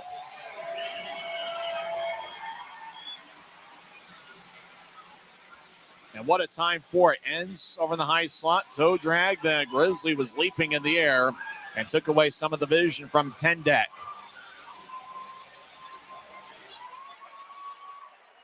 Colby Ends in 5 college years had five goals. 3 of them came in his freshman year, the 2020-21 season at Northern Michigan University. Had no goals in 29 games for Merrimack College last season. As Ends fires towards the net. Ends gets the puck back in the right side. We're tied at 1. Colby Ends' first pro goal, second straight night. The Grizzlies scored his first pro goal. Ends fires a righty shot. Glove saved by Tendek, and he holds on. Troy Murray cross-checks Colby Ends along the chest and says, congratulations on your first pro goal. Maxime Barbashev and Jack Ricketts picked up the assists. And with that, Ricketts now takes over the club lead with 14 points. Ricketts was tied with Danny Genev and Tyler Gratton for the club lead. So Ricketts now has 14 points, 7 goals, and 7 assists. Ricketts has a point in 4 straight games. So just like that, halfway through the scheduled 60-minute affair, Grizzlies fans have plenty to cheer about. It's a 1-1 tie, but Ends getting his first pro goal. Second straight night, a defenseman has scored his first pro goal as Connor Kelly picked it up 19 minutes into the first period. Allen ices the puck. The whistle blows. 9:49 left in the second period, and both clubs have to really like what they're doing on the defensive side of things. It's certainly been an evenly played battle. Grizzlies do have a big shot advantage of 21-11. Allen Spencer Asachuk scored 10:34 into the first period with Decker, and Simmons Fisher gained the assist. Utah ties it up as Colby Ends from the high slot fired away. 9:34 in. Ends his first pro goal was assisted by Maxime Barbashev, who gets his first point as a Grizzly, and Jack Ricketts, who now leads the Grizzlies with 14 points. Utah gets knocked down in the left circle, no penalty. Shot saved by Tendek. That shot was taken as looks like referee Chaz Noche is just not going to call much here this evening. He's going to let them play. And Ania will move it to the middle of the ice. McCauley over the line to Crone, right wing. Crone trying to chip it towards Warmoth. That's taken away by Utah. Grizzlies bounce it past Ness. It slides towards Tendek. Tendek gets to Anania. It will bounce it off of Webster.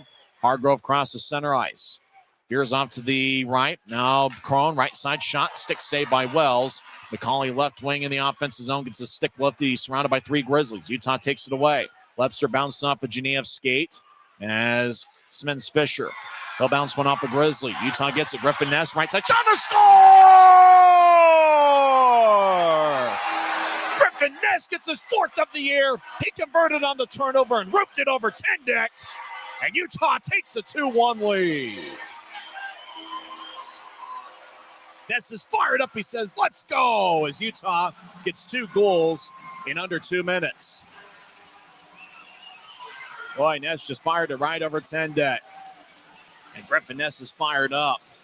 He had a 2-goal game against the Tulsa Oilers last Saturday. So Griffin Ness believes that Saturday night's all right for goal scoring. He scores unassisted. 11:02 into the second. So N scored 9:34 in, and Ness scores 11:02 in. Goals in a minute and a half. Utah leads 2-1, and this crowd's going nuts. Puck to the left side, Grizzlies. They'll get it towards Timofeyev, who cycles it back behind Allen's net. Grizzlies have goals from Enns and Ness. Allen races across center ice. They'll get it to Morrison. Morrison gets knocked down at the Utah line. Grizzlies have an extra bounce to their step. Timofeyev trying to drop it up, but nobody was home. Morrison will throw it towards the Grizzlies bench. 2-on-2. Allen over the offensive line. They lay it for Watts. Watts swings and misses. Watts tries to get it back. He skates around Salem. Watts towards the left side. Cycles it back behind his back. As Warmoth over in the right corner gets to Morrison. As Morrison battles with Salem. Up top to Anania, who will move to his right, and he'll slide the puck towards Warmoth. Warmoth winds and fires, saved by Wells. And the momentum goes all the way out deep into the Allen zone. We get a whistle, and we'll see if a penalty was called. It might be icing, though, as Draw's going to come back into the Grizzlies zone with 8:01. Actually, the net came out off its moorings, the net that Wells is defending. So they'll put that back in place. The Grizzlies fans are fired up, and once again, some second period magic from John Buchanan's crew. Over the years, the Grizzlies seem to be a strong second period club, and with the 2 second period goals, they're now outscoring opponents 20-15 in the second periods. Griffin Ness last Saturday had 2 goals, and he was a big part as to why the Grizzlies won 5-4 in Tulsa.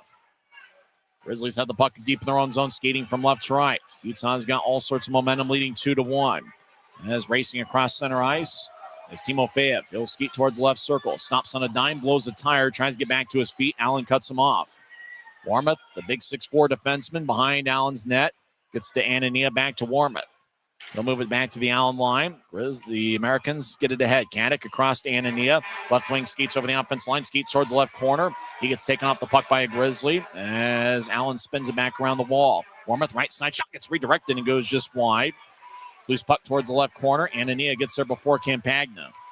Caddick behind the net loses control as it slides towards the right corner. Now Caddick gets it back. Campagna holds his left hip. He believes that's a penalty should be called as Campagna stops in the middle of the ice.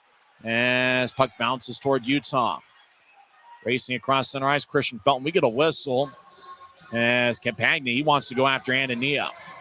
As linesmen step between Anania and Campagna.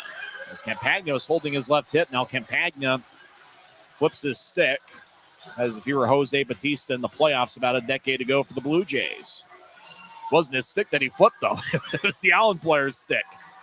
It was Dawson's. It was Jackson Decker's stick. Draws give me the Grizzlies zone. Looks like we're going to skate 5-on-5 as Campagna is shaken up a little bit. And based on who he was going after, he believes it was Anania who did it.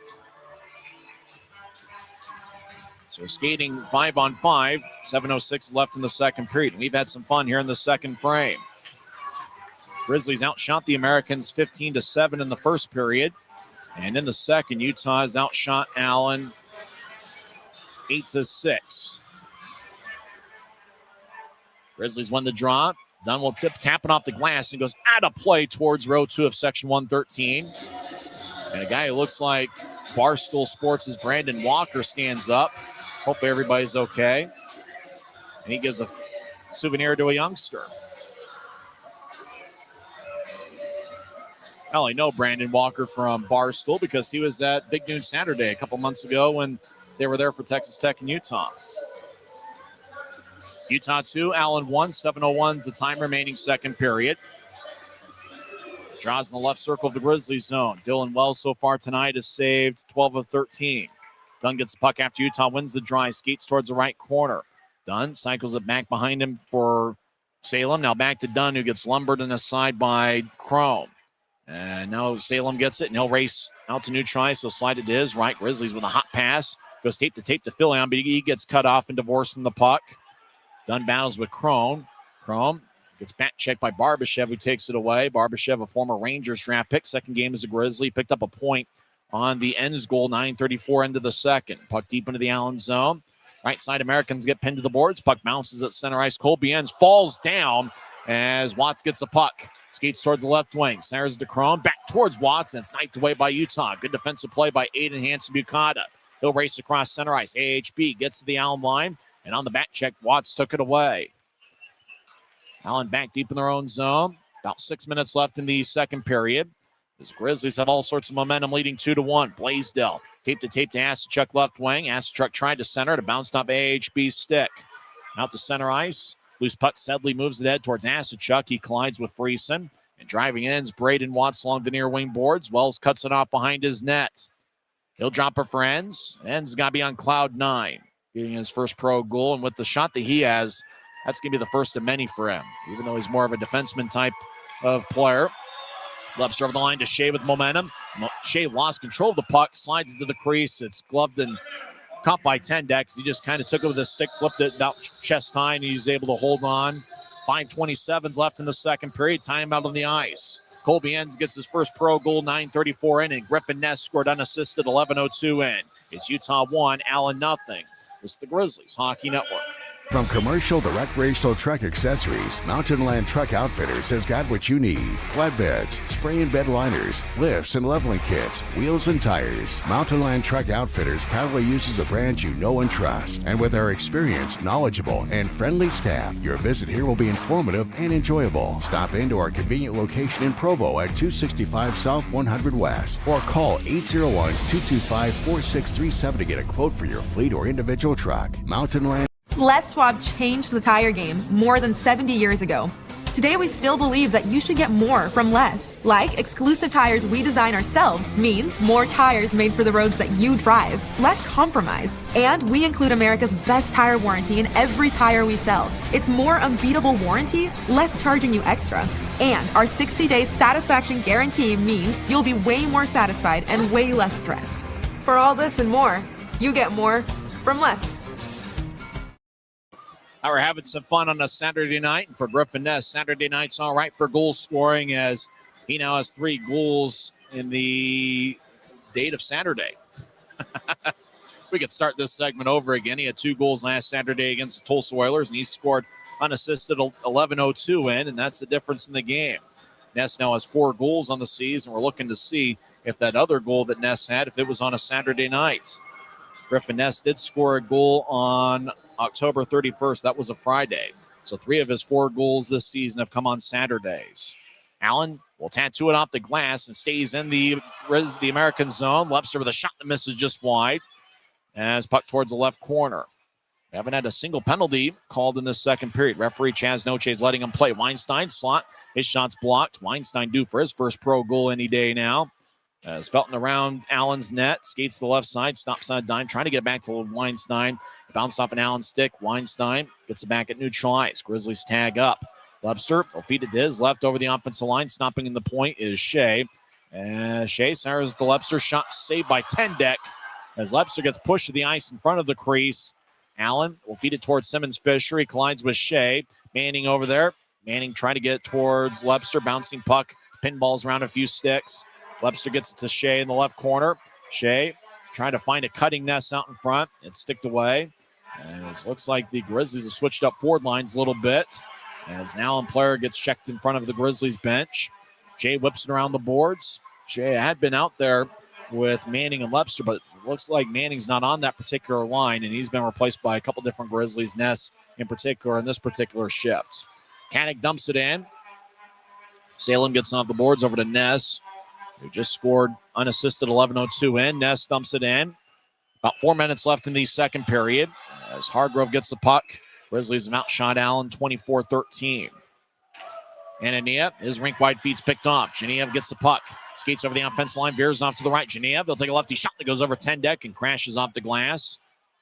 Utah skates the puck. Allen comes back the other way. Cron gets head towards Hargrove. Enns races down, and icing is called on the Americans. Good job by Colby Enns. He saw the puck go deep into the Grizzlies zone. Hargrove wasn't really moving at full speed, and Enns accelerated to make sure the icing got called. And that's one of the reasons why Colby Enns is a keeper, why he's going to be a good pro. He's a very smart player, and he reads plays like that so well. Enns last season played in 29 games at Merrimack. Before that, had 4 seasons at Northern Michigan University. Utah wins the draw. They try to center it to Friesen. It's picked up by Karan. Both Karan and Friesen wear number 11 for their respective clubs. As Allen gets towards Ananiu across the center ice. Anania, a big 6'1", 190-pound defenseman, gets the Utah line, and he'll bounce it in. Grizzlies roll it from one corner to the other. Loose puck, Blaisdell collects it. Blaisdell gets hit in the side by a Grizzly. Utah slides to Campagna, who got hurt the last shift as Campagna collides with Decker. As the puck bounces behind Allen's net, Grizzlies make a full line change. Tendek towards the crease, able to cover up. As puck just kind of bounced off the end boards, and he covers up. Grizzlies with an offensive zone draw with 3:08 left in the second. During the second intermission, we'll talk with our good friend Tim Broussard and get his thoughts on things. We'll also go over all the key plays of the first two periods. Fans having a good time. It's like a slightly bigger crowd than what we had last night. Last night we had exactly 4,000 fans, and we might be somewhere between 4,000 and 5,000 fans here this evening, 2 days after Thanksgiving. I'm going to have some homemade Chex Mix tomorrow, and I'm really looking forward to that. Ricketts kicked out of the face-off circle. Fillion will take the draw. Christoph Fillion's got plenty of speed. Recent signing by the Grizzlies. Utah wins the face-off, but it's taken away by Allen. Simmons Fisher will lumber over the offensive line. He'll dump it to the left corner. Crone gets the puck. Grizzlies skate from left to right here in the period. Dunn gets hip-checked by McCauley. As McCauley in the area, Grizzlies sweep it back towards the near wing boards. Hits the top of the wall. As Dunn gets it up and out to center ice. Decker gets pinned by Barbashev and Ricketts. Decker over the offense line. He gets the stick lifted and slashed. No call on the play. Chaz Noche really doesn't want to call much here tonight. A Grizzly gets hit up high as Crone towards the right corner. No call there either. As Simmons Fisher back towards the left corner. He gets knocked down by a Grizzly. And if both teams know that it's going to be called a little bit loosely, they may try to take advantage of it. Crone gets to the right wing. Sedley back to Crone. He'll skip it up top. Simmons Fisher with a righty shot, and that's blocked by Barbashev. As McCauley gets thrown to the wall by Salem. McCauley and Salem have some words. We get a penalty. Just as we say they're playing it loosely, Salem kind of gave a right cross on McCauley, and it's going to be a Utah penalty. That's definitely not the announcer's jinx, or maybe it is. I don't know. Salem says he got hit up top, and you know how it is. So sometimes referees, they catch the second guy, and they caught Salem. He shakes his head back and forth, but it's going to be an Allen power play with 2:09 left in the second. Just with the way both teams were taking it up physically, you knew at some point somebody was going to get a penalty. As Salem gets 2 minutes in the box. Roughing, I believe, is the call. So Dron's going to be over in the left circle.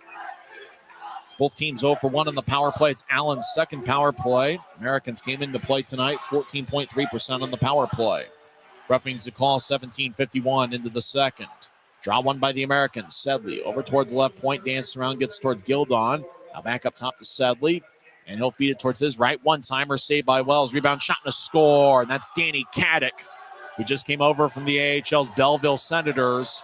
Shot from the right side was a one-timer. Caddick got the rebound, and it's a power play goal as we're tied at 2 with 1:58 left in the second.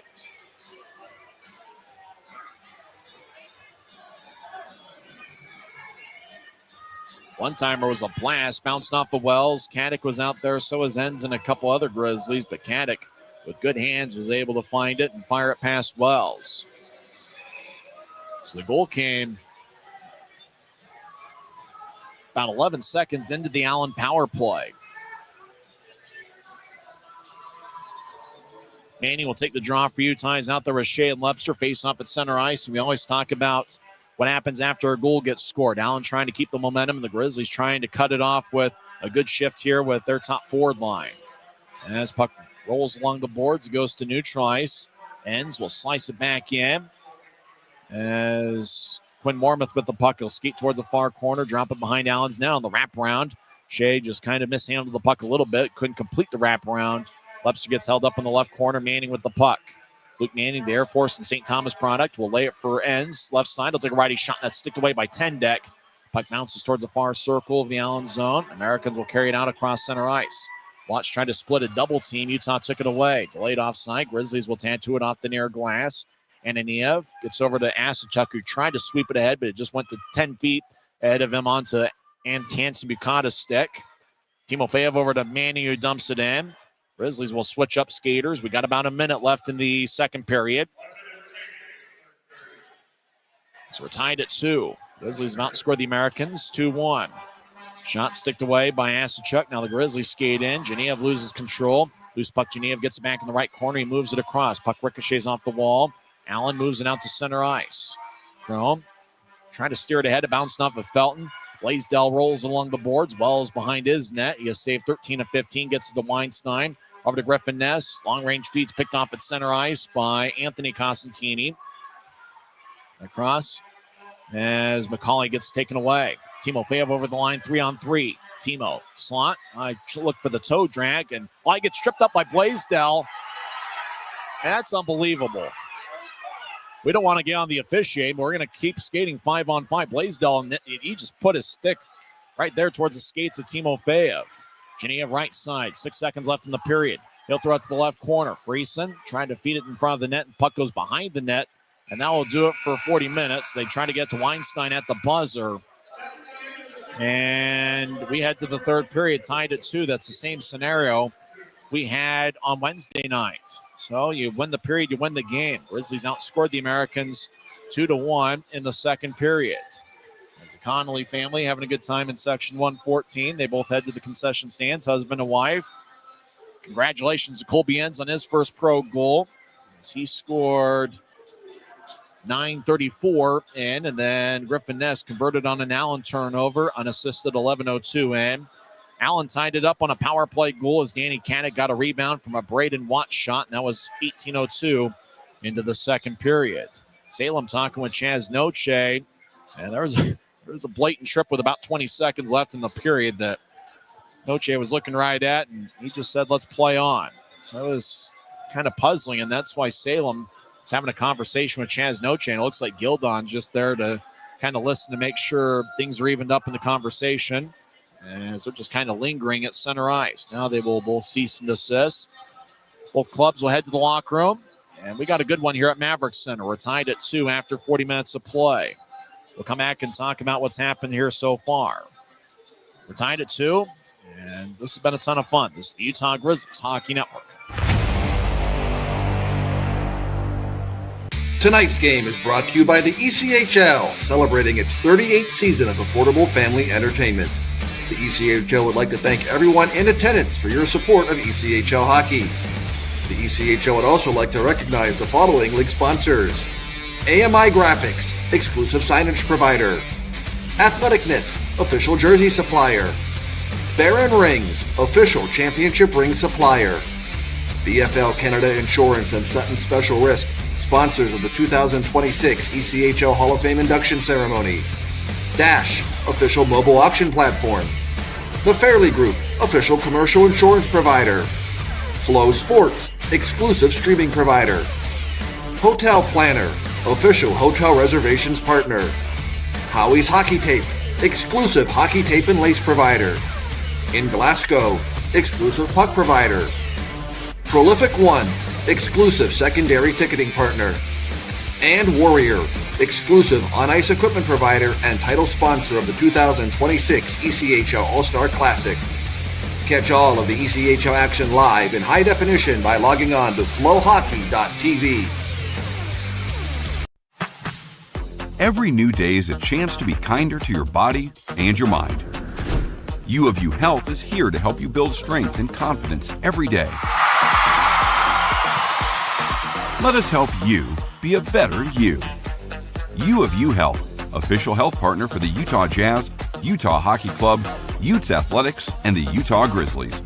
Take the first step today at uofuhealth.org.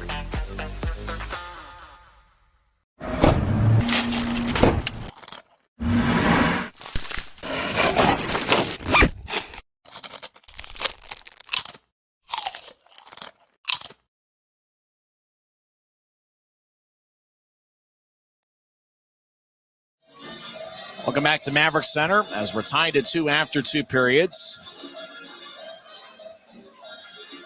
We're going to skate 5-on-5 to start the third period, much to the chagrin of quite a few here on the Maverik Center ice. It was a 1-0 game for quite a while, as Spencer Asachuk scored 10:34 in with Decker and Simmons Fisher getting the assist. Grizzlies got on the board as Colby Enns got his first pro goal from the high slot, kind of a bit of a toe drag, and He fired it quickly past David Tendek. That's got to be the first of many. Kolbians can really shoot it. Ricketts and Barbashev with the assist. That's Barbashev's first point as a Grizzly. And for Jack Ricketts, he now has 7 goals and 7 assists on the year. And the 14 points now take over the club lead, as he was in a 3-way tie coming into play tonight with Tyler Gratton and Danny Genev, as all 3 at 13 points coming into play tonight. And then a minute and a half later is Allen turned the puck over, and then Griffin Ness fired away from the right wing past Tendek. And Ness picked up his 4th goal of the year. It was unassisted. He had 2 goals last Saturday in Utah's 5-4 win over Tulsa. So Saturday night's all right for goals for Griffin Ness. He's a +1. He has 1 shot, and he made it count. And that made it a 2-1 game. And then Utah picked up a penalty as Luke Salem got a roughing minor 17:51 in. It was one of those, he was battling with Colby McCauley, and it didn't look like Salem was the first guy, but he was the second. And obviously, referees are going to spot the second guy. So Salem picked up a roughing minor 17:51 in just 11 seconds into the power play. It was Danny Caddick getting his 4th of the year on a rebound from a Braden Watts shot. Sam Sedley also picked up an assist. He now has 9 helpers on the year. Grizzlies 15 shots in the first, 11 in the second. They have 26 shots through 2 periods. Neil Shea leads Utah with 6 shots. Colby Enns has 1 goal on 4 shots. Reed Lepster with 3 shots and 2 each for Luke Salem, as well as Genev and Christian Felton and a few others with 1 shot on goal. Allen goaltender David Tendek has hung in there. He has saved 24 of 26. For the Americans, pretty balanced attack offensively. Simmons, Fisher, Caddick, Asachuk, and Watts each have 2 shots, and 7 others with 1 shot. Utah goaltender Dylan Wells has saved 13 of 15. So we got a pretty fun dance here at Maverik Center. A lot of fun costumes and a lot of pageantry here on Hispanic Heritage Night. Allen is 1 for 2 on the power play. Utah is 0 for 1. And for the most part, Chaz Noche has kind of set the tone that he's going to let both teams play here this evening. Attendance has already been counted, 4,637. We could still come in and add to that attendance total, as it looks like this is going to be a pretty fun third period. In a few minutes, we're going to talk with Tim Broussard and get his thoughts on things. Always fun to have Tim here at Maverik Center hanging out on press row with us. Other scores across the league. There's 2 games in progress, and both of them are Mountain Division battles. Idaho leads Rapid City 2-0. Liam Malmquist and Robbie Holmes each scored first period goals. Nobody scored in the second frame. Idaho's 10-7-2 on the year. Rapid City is 7-8-2. After 1 period, no score between Tulsa and Tahoe. Earlier today, Wheeling defeated Cincinnati 8-3. C. Armstrong scored a goal for Wheeling. I believe that's former Grizzly Craig Armstrong. He now has 2 goals this week. Guy Carenza and Jared Youngman's Atlanta Gladiators defeat Greenville 3-2. The tying goal for Greenville was scored by Keaton Mastrodonato, 10-22 into the third. The Maestro has had a good year with Greenville. The overtime game winner was scored by Isaac Walter, 5:32 into overtime. In a Mountain Division battle, Wichita defeats Kansas City 5-1. Former Grizzly Luke Lemaster had Kansas City's lone goal, and the Thunder had goals from 5 different players. Maine over Jeff Carr's Norfolk Admirals 4-1. Break up the Orlando Solar Bears. They've now won 2 in a row. Orlando defeats South Carolina 3-1. Greensboro gets a 4-1 victory over Jacksonville. In a shootout, Indy gets a 3-2 win in Toledo and Mike Foltz's hometown of Fishers, Indiana. Florida defeats Savannah 5-2. Former Grizzly Taryn Pfizer scored 1:12 into the second period. Worcester over Adirondack 5-2. And Trois Rivières gets a 3-0 victory over Reading. We're here in Adrian Denny's hometown of Salt Lake City as Grizzlies and Americans battle tied at 2. And this certainly seems like we've got the stage set for a pretty fun third period, especially if referee Chaz Noche is going to let them play a little bit. In terms of scoring chances, let's look over the second period stats if we can. Through 2 periods, the Grizzlies have 13 scoring chances, 6 in the first, 7 in the second. Allen, 3 scoring chances in the first period and 2 in the second. Battle of the faceoff circle has been pretty close to even throughout. Grizzlies 24 faceoff wins. Allen has 22. Utah 5 shots on goal, 5 power play shots. All of them came in the first period. And Allen had 2 power play shots, and obviously the second was the tying goal scored by Caddick late in the second period. Grizzlies 11 hits through 2 periods. Allen also with 11 hits. Giveaways, Allen had 6 in the second period. 1 led directly to the Griffin Ness goal. Grizzlies 5 giveaways through 2 periods. When we come back, we'll talk with our good friend Tim Broussard to get his thoughts on what he saw through the first 2 periods. We'll also preview the third as well. Dylan Wells made an outstanding save when the score was still 1-0. And Spencer Asachuk had a breakaway, and Dylan Wells with an unbelievable stop. It might have been his best as a Grizzly. He probably anticipated, he played with Allen last year, probably anticipated Asachuk was going to go with the puck, and Dylan Wells made a key save. Had to be one of the best saves of anybody in the league this week. As Asachuk and Wells were teammates with the Americans last season. We'll talk with him on the other side. We're through 2 periods, and we're tied at 2. This is the Utah Grizzlies Hockey Network. Since 1939, America First has helped people start businesses, buy homes and cars, and achieve their financial goals. Today, our top priority is still the financial success of you and your family, which is why we're giving new members $100 when they sign up for a basic savings and checking account, and another $100 when they upgrade to premium checking and enroll in and use direct deposit. So head to americafirst.com today and join the credit union that always puts its members first. From commercial to recreational truck accessories, Mountain Land Truck Outfitters has got what you need. Flatbeds, spray and bed liners, lifts and leveling kits, wheels and tires. Mountain Land Truck Outfitters proudly uses a brand you know and trust. And with our experienced, knowledgeable, and friendly staff, your visit here will be informative and enjoyable. Stop into our convenient location in Provo at 265 South 100 West or call 801-225-4637 to get a quote for your fleet or individual truck.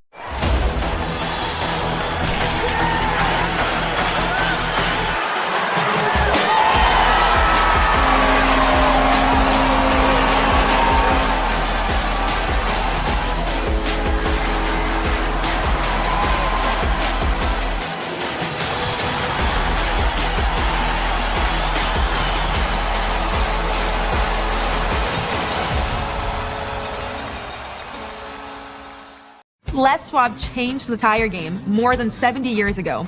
Today, we still believe that you should get more from less. Like exclusive tires we design ourselves means more tires made for the roads that you drive, less compromise. And we include America's best tire warranty in every tire we sell. It's more unbeatable warranty, less charging you extra.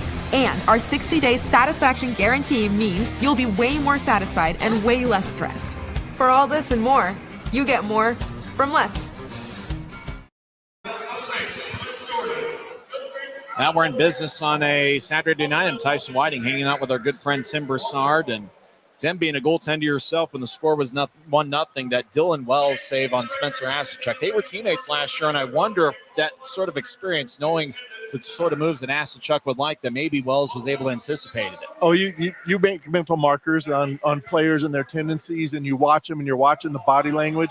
Asachuk, he had a breakaway, but he had somebody chasing him, so it wasn't clean, like a penalty shot type thing. But let me tell you what, as a goalie, when you make that save and you can feel the weight in your glove and your grin just goes ear to ear, and then you kind of like show it off like, hey buddy, hey Spencer, check this out, looky what I got. Middle of the second period, Grizzlies really picked up quite a bit of momentum. Colby ends with a great shift, and he's been a strong performer for the Grizzlies. He's got a pretty good shot, and it got on 10 deck pretty quickly for the goal. Yeah, a little bit of a toe drag on it, a little bit of a screen on 10 deck. Couldn't see everything that was happening, and just snapped it in. We won't make any mention at all of the little pirouette spin over here at center ice that happened afterwards, but it was a nice goal, and congratulations on his first pro goal. Every time about great hustle players for the Grizzlies this season, that's been Griffin Ness. He's played strong two-way hockey, and he converted on the turnover about a minute and a half later to give Utah a 2-1 lead. How about that snipe? Just righty stick coming down the right-hand side and just right inside the post. Tendek had no chance, just frozen pizza. He decided to play a little bit back on his heels, and Ness made him pay. Allen's one of those teams that got a lot of experience, and I think Steve Martinson's doing a good job. He knew they weren't going to quit. What'd you see after the score was 2-1? You know what? The physical play, if Chaz Noche is going to let it play at this, not really calling anything. This is when we needed a Garrett Klotz or a Tegan's on, or maybe it's Ness for him to come in. I mean, he can still get a Gordie Howe hat trick, right? Ness does have a couple fights to his credit this season, but a game like that that's going to be officiated kind of loosely, that is to Allen's advantage. Right, and that's where you would bring in your enforcers to keep the peace and just, throw them out a shift or two. And I don't see that identity on this team this year yet. It could be Ness. He could develop into it, but that enforcer role is really yet to be determined and claimed by anybody on the Grizzlies side. Now, the relevance of that is somebody out there on a game like this where they're letting them play, you let your enforcers out there to let them know, hey, if the thing gets out of hand, we're going to go with high sticking or cheap shots like, what we saw on Timofeyev at the 12-20 mark over here in the corner. That's not going to go unpunished or unnoticed. Anything else stand out to you in the first two periods? Sloppy play. What was happening in the middle there? The moments of brilliance mired by just absolutely horrible play. Can't keep the blue line and the passes going. And I'm trying to remember who it was that missed the 2-on-0. It might have been Ness. You're just kind of trying to do a little bit. I mean, sometimes you see guys try to overpass. Exactly. Yeah, just keep it simple. Dial it back. If you're on a 2-on-0, the responsibility is at least get a shot off, and then you can potentially get a rebound if the goalie mishandles it or doesn't play it as idealistically as he wants to. Not to get a shot off on a 2-on-0, that's unexcusable. What do you think is going to make the difference here in the third period? You know what? This is when you're going to have your skill players step up and make the difference. I want to see Ricketts gets in there and get more than just one shot that he has to date in this game. 20% shooting percentage on here, a handful of shots. Get this guy the puck in a shooting position. Austin Shea, somebody get him loose and spring Ricketts into that position where he can feel comfortable and bury the puck. What's in store for the Ogden Mustangs? You're the czar of broadcasting over there at the ice sheet. Well, we won a nail biter last night. We were down 2 in the third, came back and put 3 goals in and ended up winning. We're in Rock Springs tonight, and the rest of the season's going really good. Has a really good uptrend to it. So I'm excited to see what the team does the rest of the year. That's good to have you here tonight. Thanks for joining us. Thanks, Tyson. That's our good friend Tim Broussard. When we come back, we'll have third period action. You win the period, you win the game. We're tied at 2 heading into the third. This is the Utah Grizzlies Hockey Network.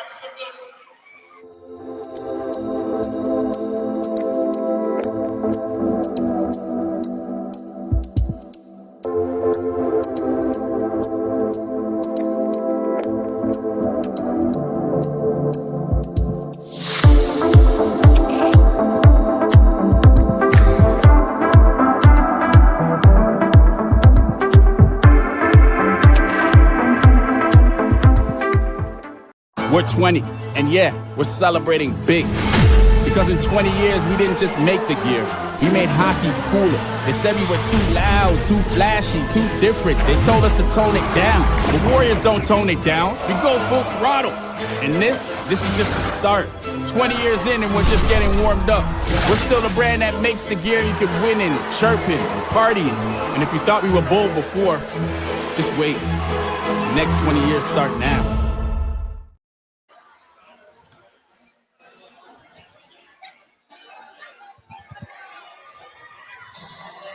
Well, it's anybody's game as we head into the third period.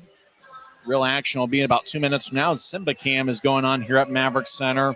Dylan Wells with a grade A stop. I believe they're going to show some highlights of the first 2 periods and his stop on Spencer Asachuk. And we talked with Tim Broussard a little bit about it. And, the Americans know him well as he was part of Allen. And it's really, your own goaltenders probably more than anybody else because you practice against them every day. And because of that, the Americans know everything about Dylan Wells. They know his strengths, his weaknesses. They know where they can shoot and maybe get some goals on him. And they know everything about him. And so for Spencer Asachuk, and really one of the things for Dylan Wells is he knows a lot of the strengths and tendencies of the Allen players, especially the ones that were there last season. And for Asachuk, it seemed like Wells was able to kind of diagnose what Asachuk was going to do with the puck. And that's probably a part as to why he made the key save that he did to keep it a 1-0 game. And then the Grizzlies really were buzzing there the second third of the second period, getting goals from Colby Enns and Griffin Ness. He mentioned Enns is the 7th different Grizzly player to score his first pro goal. In fact, it's been quite a few defensemen that have gotten in on the act. Of the 7 players that have scored their first pro goal this season, 3 are defensemen.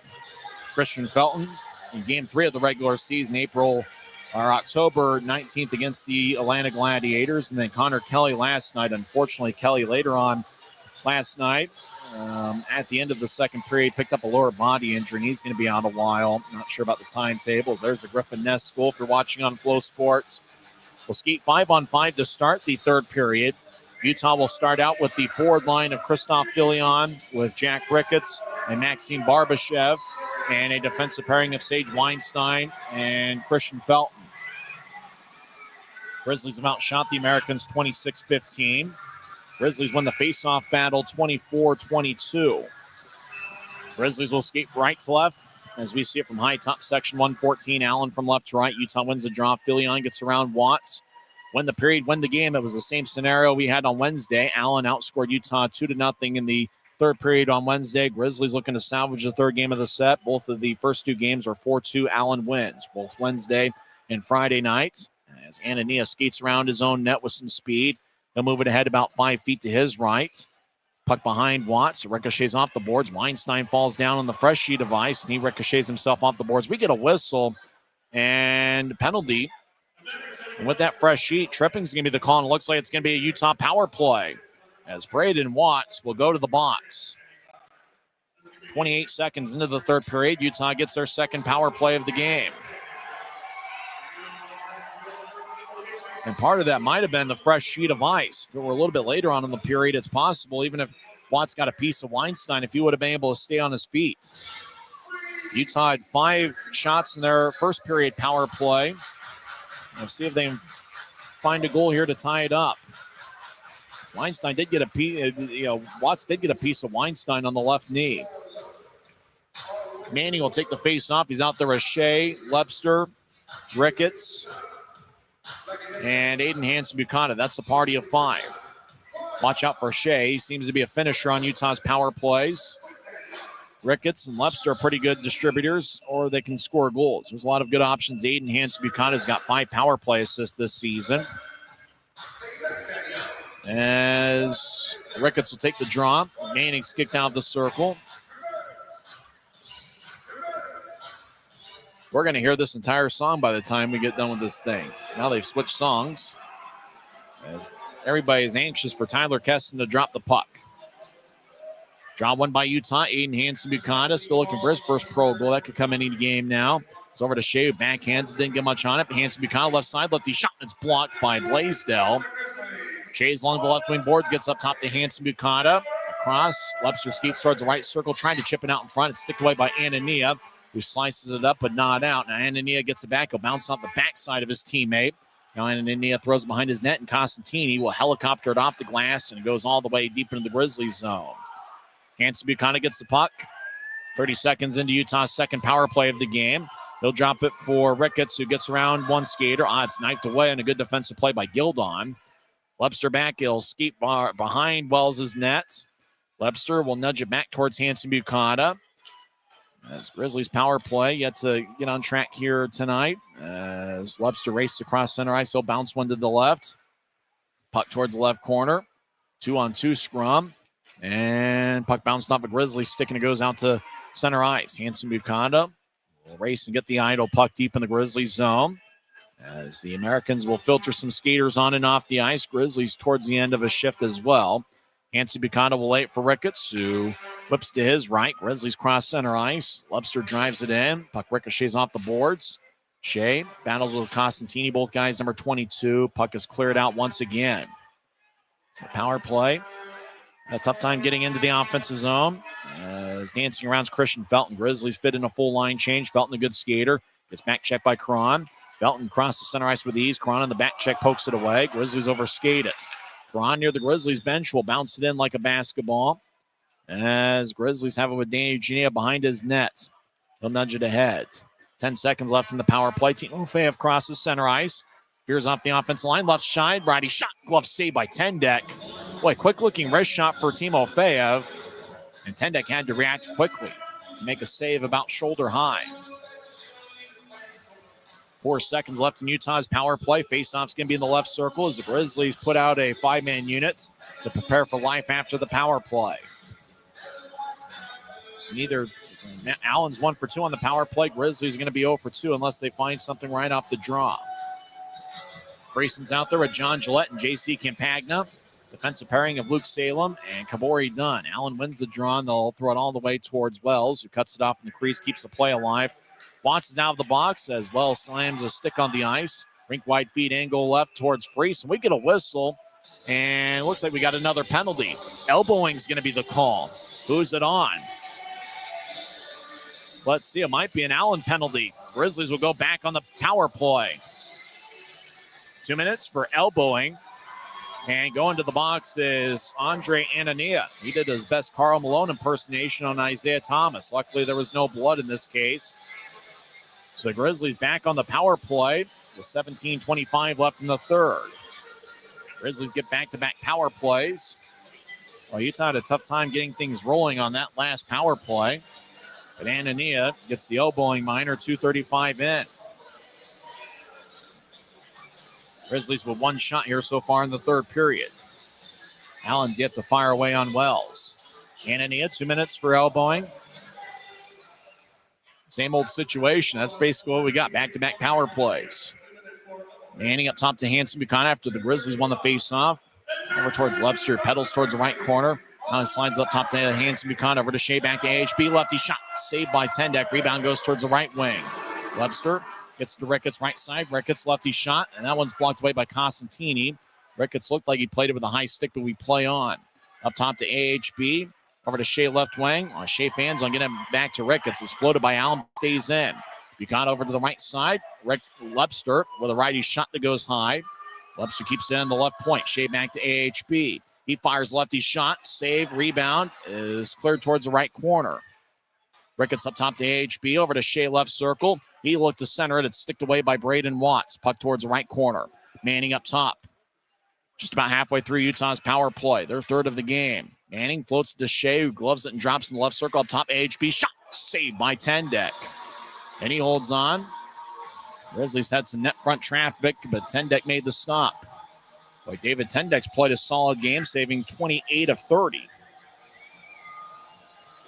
Tendek, a native of North Vancouver, British Columbia, played earlier this season with the Florida Everblades. As he left the Everblades, former Grizzly Will Cranley is currently a part of that team, one of 2 goaltenders with Cam Johnson. So draw's going to be over in the left circle. Both teams switched up skaters. Evan Frieson's out there with Griffin Ness, Stepan Timofeyev, Danny Genev, and Christian Felton. That's a party of 5 for Utah. Exactly halfway through Utah's third power play of the game. Face-off won by Utah. Felton is in the left wing, dangling back and forth. He had a power play goal last night. Up top to Friesen, who pedals towards the high slot. Now slide it to Genev in the right point. Genev directs it towards Friesen, who gets it knifed away by Simmons Fisher, who's been outstanding in this series. Puck goes up, but not out. Felton gets it back in deep, around Allen's net. Decker moves it ahead. It goes to the middle of the ice, and Simmons Fisher will helicopter it and saucer it all the way deep in the Grizzlies zone. Wells behind his net. About 30 seconds left in Utah's power play. We're tied at 2. We played 4 minutes of this third period. Long-range feed goes to Timofeyev. He steps over the offensive line, stops in the right point, dangling back and forth. He takes a righty shot that's blocked. He might have glanced off the stick of Anthony Costantini. Felton left side, moves to his right. Now he gets towards the right wing wall. As Genev feeds it back up top. Felton dances around late in the power play, fires towards the net. It got redirected. No goal, says the referee. And the Americans clear it out. Coming out of the box is Andre Anania. Boy, the fans believe there was a close call there. But no goal on the play, said referee Chaz Noche. So we're still skating. We're now skating 5-on-5. Utah's 0 for 3 on the power play. Puck is helicoptered out of play. Hopefully everybody's okay as it flies into section 112. It looks like people are applauding, so somebody's okay, and somebody comes away with a frozen puck. Fan about row 6 or 7. Looks like that person with the blue hair says it bounced off her arm, but luckily everybody's okay. Faceoff's going to be at center ice. 15-12 left in the third. Grizzlies have outshot the Americans 31-16. Second, third period power play. A little bit more successful in terms of offensive zone time. officials are talking it over. Puck flew out of play. Maybe there's a possible delay of game, although it looked like the thing might have been a neutral ice, but the officials are going to talk to make sure it's okay. And the person says, I got hit right here in the arm. So Grizzlies took the shot. Well, that's the one from late in the power play. Signal no goal. They show the replay on Flow Sports. And that's what they're going to do. They're going to look at that particular play just to make sure the puck didn't cross the goal line. So they're going to look at that on video replay. They're going to take a look to see if the puck crossed the goal line there late in the power play. Tendek was in the area and looked like the puck bounced towards Tendek. I'm not sure it did cross the goal line. It looked like a pretty close call. If it did go in, it got in and then immediately squirted back out. Shot was taken from the right point. Got redirected. Looked like it hit the far post. And based on that replay, puck never crossed the goal line. There were some fans initially getting up to cheer for about half a second, but there wasn't this big argument or really anything boisterous from the crowd. Grizzlies didn't really argue the case much. So I'm not sure that there really should be a goal unless they see something that we haven't here so far. 15-12 left in the third. Utah's looking to salvage the third and final game of the series. Shot got redirected by Griffin Ness. Kicked off the post. And the puck looked like it hit the pipe. Ended up towards Tendek's ankle. Referee comes out of the box, signals no goal. That appears to be the right call. There was no evidence there on the replay that said that it was. And even after the no goal call, you don't really hear any booing from the fans. So it stays a 2-2 game. Faceoff's going to be at center ice. Ricketts will take the draw for Utah, and he wins it. Grizzlies have a slide edge in the faceoff circle. As we're tied at 2, about 15 minutes left. Aiden Hansen-Bukata, rink-wide feed, goes between Barbashev's legs. No icing. As Barbashev gets the puck on the right side, gets to Ricketts. He'll take a little lefty shot that goes wide. Hansen-Bukata feeds it back to Filion, who glanced up at his stick and wobbles around the boards towards the right wing. Hargrove gets there before Filion as the Americans spread the ice. Sedley, rink-wide feed, goes towards Caron. And Caron across to Costantini. Ahead to Hargrove near the Grizzlies bench. Hargrove gets hit in the shoulder. Puck bounces off a few sticks. Caron tried to sweep it in, but Utah immediately took it away. Crossing center ice, and Ricketts over the offensive line. Fanned on a shot in the high slot as he kind of looked for a little bit of a sweep shot towards Tendek.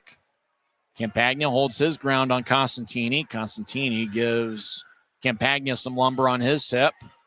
14-18 on a moving clock, third period. Allen comes out with the puck. Americans will slide it all the way towards Wells, who raises his arm, and icing is going to be on the Americans. 14-11 is the time remaining here in the third period. The next time you come to a Grizzlies game, you got to make sure to go to the team store. I made that mistake. I wanted to go to the team store before the game, and I want to see if I can get one of those green alternate jerseys that the Grizzlies are wearing this season. It's a little bit more of a darker shade than what the Grizzlies wore during their 2021-22 division championship season, and it's certainly a sharp look. I got to get it before they run out of those green jerseys. Get those at the Grizzlies team store. Off the draw, Campagna, left wing shot, and that one's blocked away. Grizzlies have outshot the Americans 31-16. Grizzlies get it back of their line as Allen makes a line change. Dunn will move it to his left. Campagna over towards Filion, who gets a rough ride. Actually, Gillette got a rough ride from Warmoth. Remember, you can bid on these game-worn jerseys on the Dash auction app. As Americans out to neutral ice, Asachuk. He gets hit by Gillette, and then Gillette got pinned to the boards by Asachuk for a little bit. Out to center ice, Gildon off his stick. Weinstein gets it for Utah. So we played 6.5 minutes of this third period. We're still tied at 2. Asachuk back towards the right corner as Lepster on the back check. Now Weinstein takes Watts off the puck. Lepster crosses center ice, gets around 2 Americans over to Shea. He fires lefty shot, saved by Tendek. Warmoth in the left corner, trying to move it ahead. He battles a Manning. Puck is lifted towards the left point. Weinstein will spin it back around. Shea tried to get it to Ricketts out in front, or make that Lepster out in front. It's picked off by the Americans. Now Manning down the middle of the ice. Lefty shot, kick saved by Tendek off his left pad. Manning fired a change up towards the net. Now Shea, right wing lefty shot, glove saved by Tendek. He holds on with 12:57 left in the third. It's the Grizzlies 2 and the Americans 2. We're back in 1 minute on the Utah Grizzlies Hockey Network. Every new day is a chance to be kinder to your body and your mind. U of U Health is here to help you build strength and confidence every day. Let us help you be a better you. U of U Health, official health partner for the Utah Jazz, Utah Hockey Club, Utes Athletics, and the Utah Grizzlies. Take the first step today at uofuhealth.org.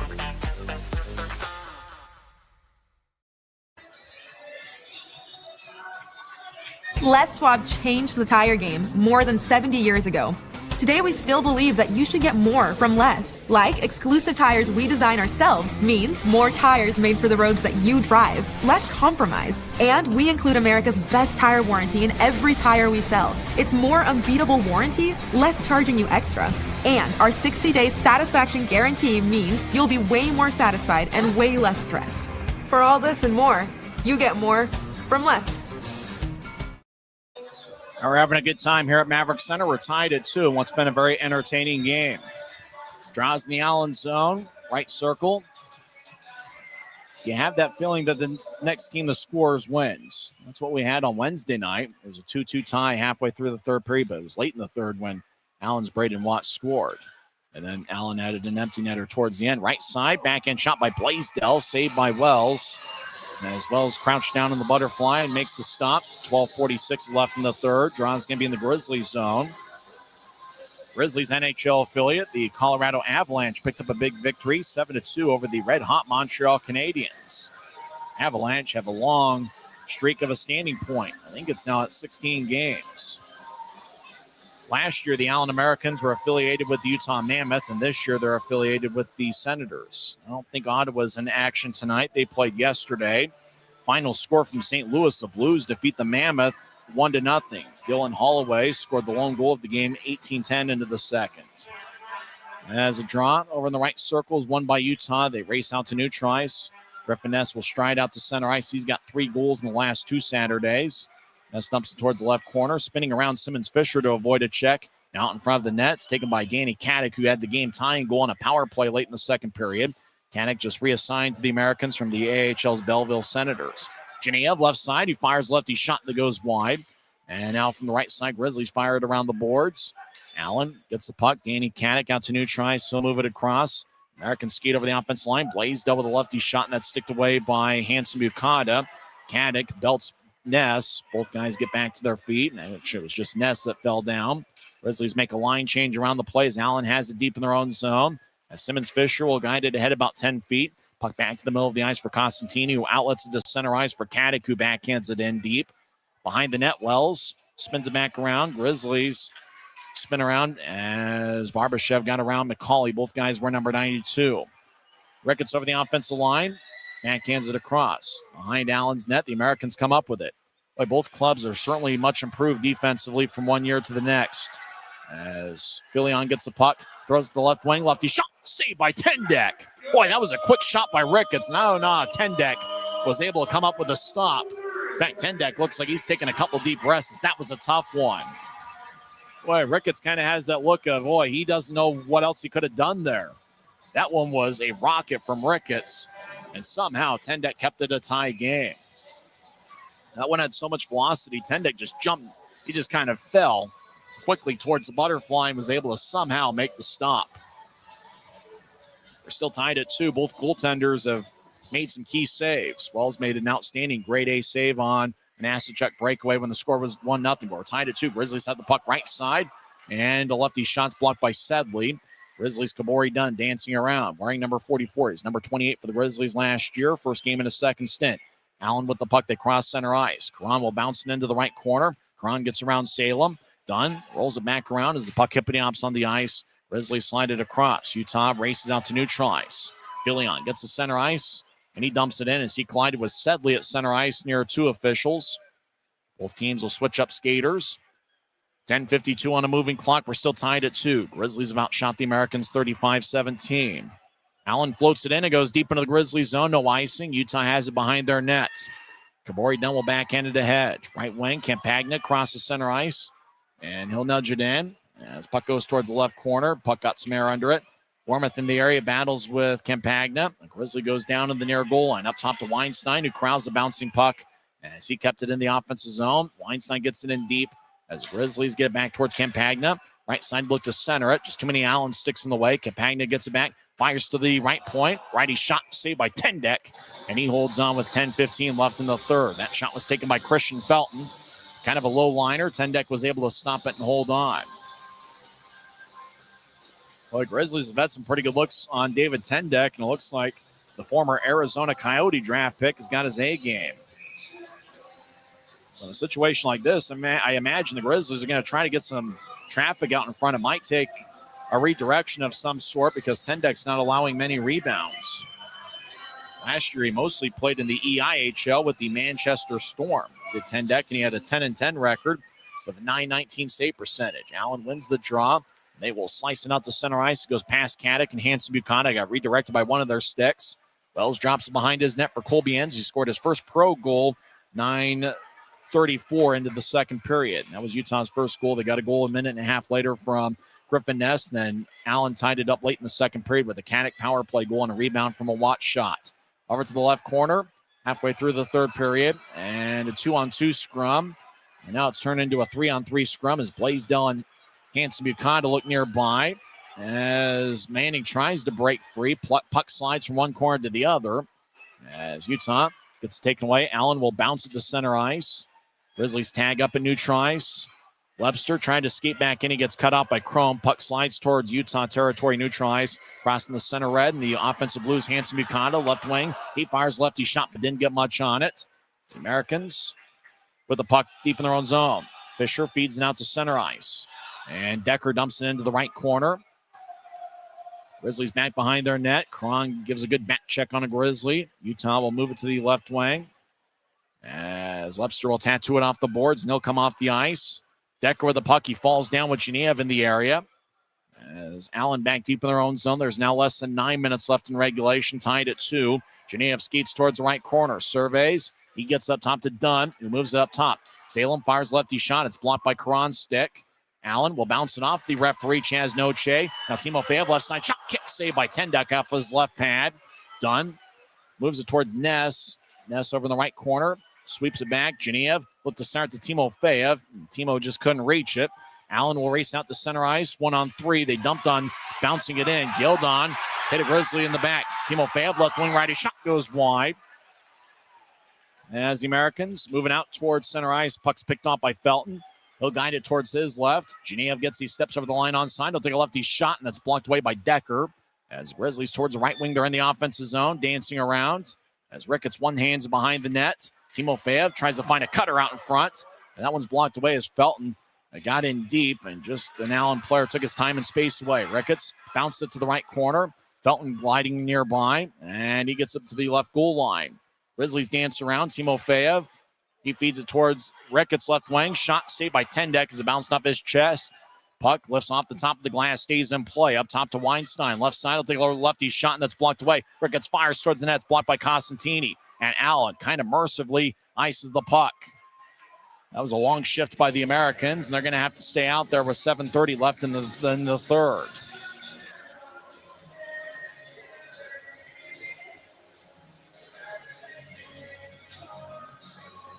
So the draw's going to be back towards David Tendek, who has saved 36 of 38. Pretty good crowd here. It's a bigger crowd than what we had last night. The announced attendance is 4,637, 46-37 here on Hispanic Heritage Night. Remember, the final teddy bear toss in team history will be 2 weeks from now. The Grizzlies entertain Guy Krenz and Jared Youngman's Atlanta Gladiators, who have played some really good hockey this year. Utah neutralized backhands it back in. Tendek behind the net. As Americans avoid some danger. They've had a long shift. Hanson Buchanan tried to center it, but it goes around the stick of Gillette. As Gillette and Americans spin each other around. Allen throws it up and not out. Hanson Buchanan keeps it in. He gets cut off by Chrome. Now AHB gets swept away by the long stick of Simmons Fisher. And Allen will helicopter it all the way deep into the Grizzlies zone. And it kicks off the far post and got a piece of Wells. So Allen's able to mercifully make a full line change. Allen wings it back, or the Grizzlies wing it back in as Allen comes up with the puck. Americans race out to center ice 3-on-4 as they'll fire it in from the Utah line onto Wells. And that was Blaisdell who had 2 goals last night. Wells covers up 6:40 left in the third, and it's still anybody's game, tied at 2.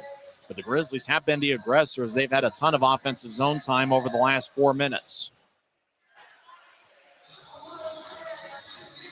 Thanks to everybody for tuning in, not only tonight, but all season long, to Utah Grizzlies hockey.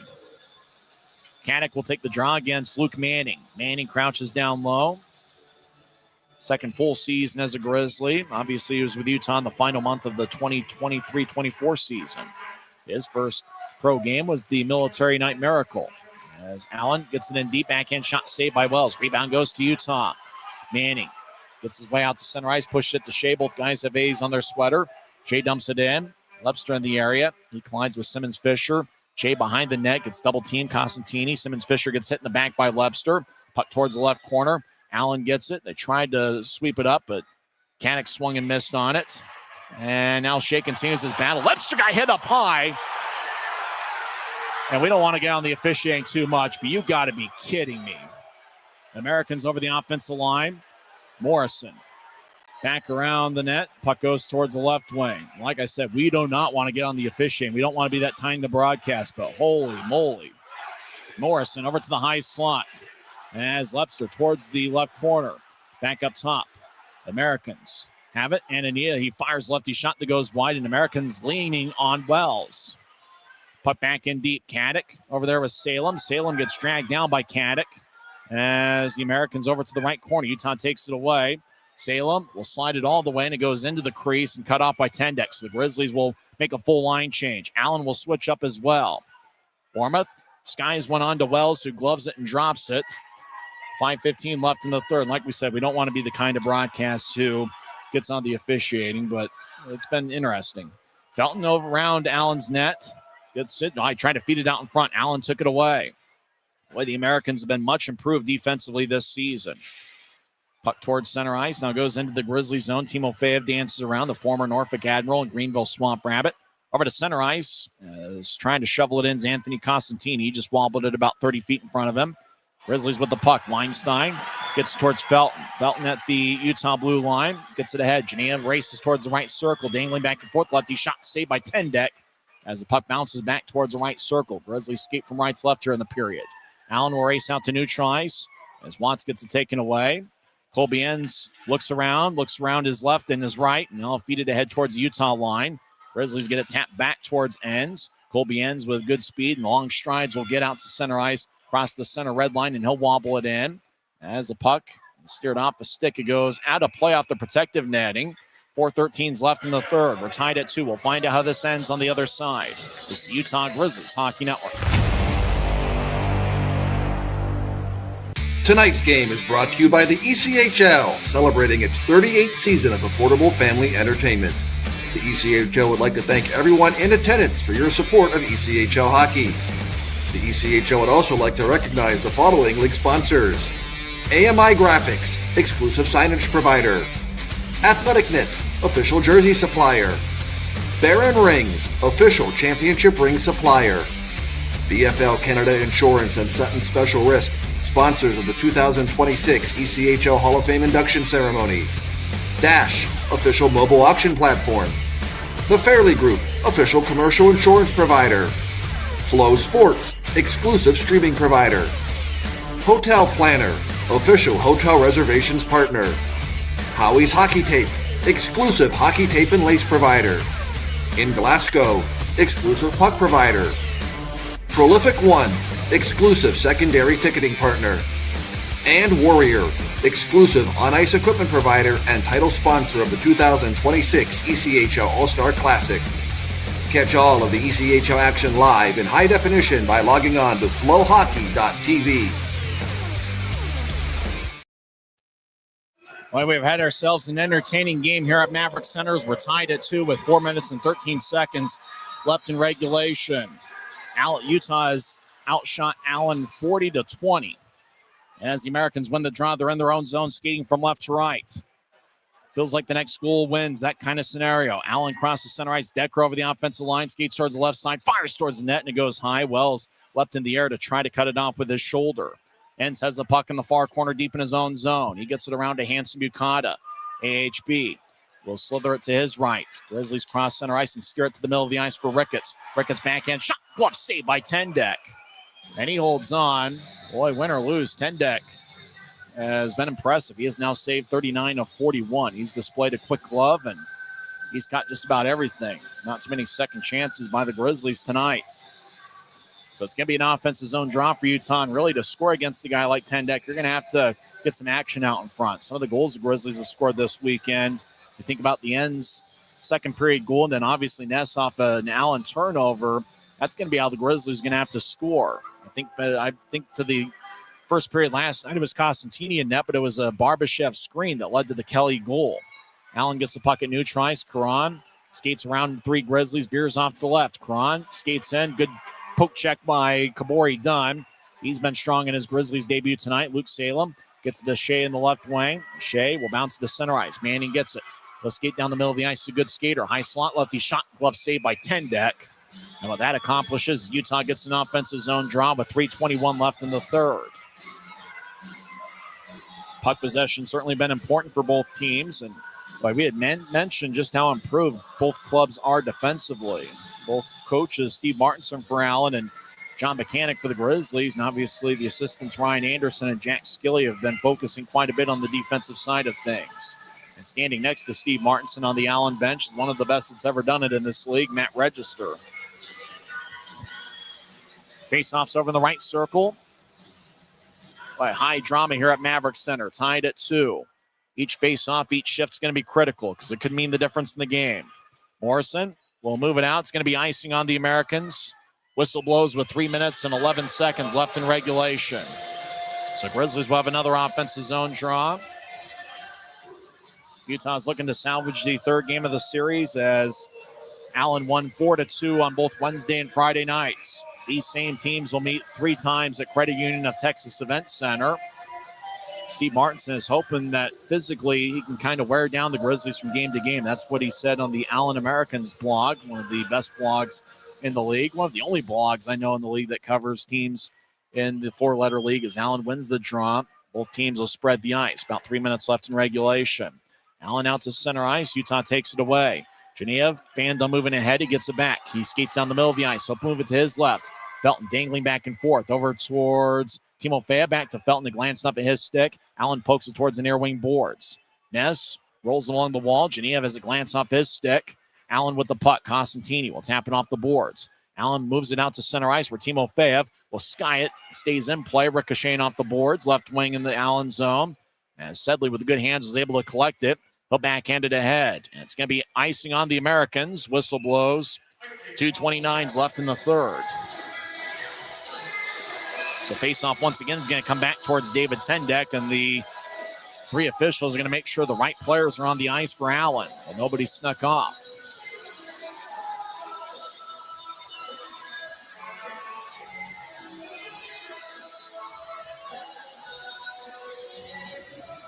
Jack Ricketts with an assist tonight. He now has 9 points in his last 6 games, with this being the 6th game.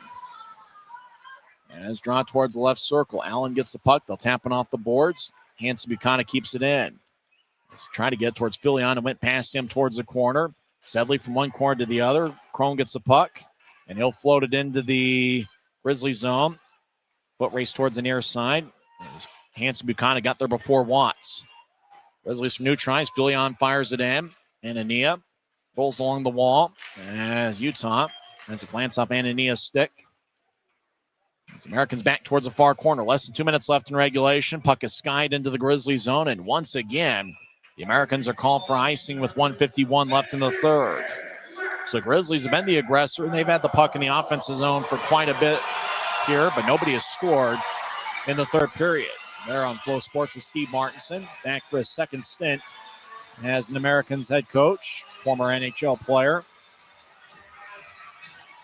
Fans making some noise here on a Saturday night. Manning will take the draw. He's got Shea to his right and Lepster to his left. And up top is Salem and Kabori Dunn. And there's John Mechanic on Flow Sports, first-year Grizzlies head coach. Grizzlies have outshot the Americans 42-20. His linesman Tyler Keston fakes on dropping the puck. Asachuk and Manning. Asachuk a key face-off player, but Manning wins the draw this time. Salem fires towards the net. Saved by Tendek.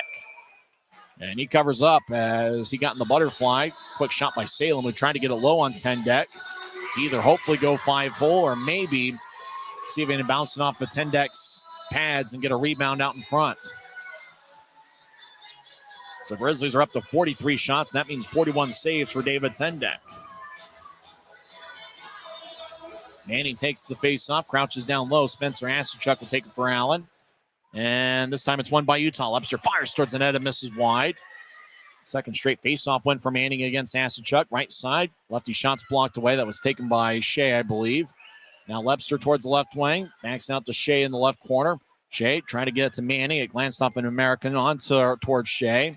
Shea back to Manning. Both guys have A's. Now Shea high slot. Lefty shot saved by Tendek. Action out front. Grizzlies score! Manning, I think, jacked it in. And Utah takes a 3-2 lead. Boy, loose puck. There's multiple guys who could have gotten the goal.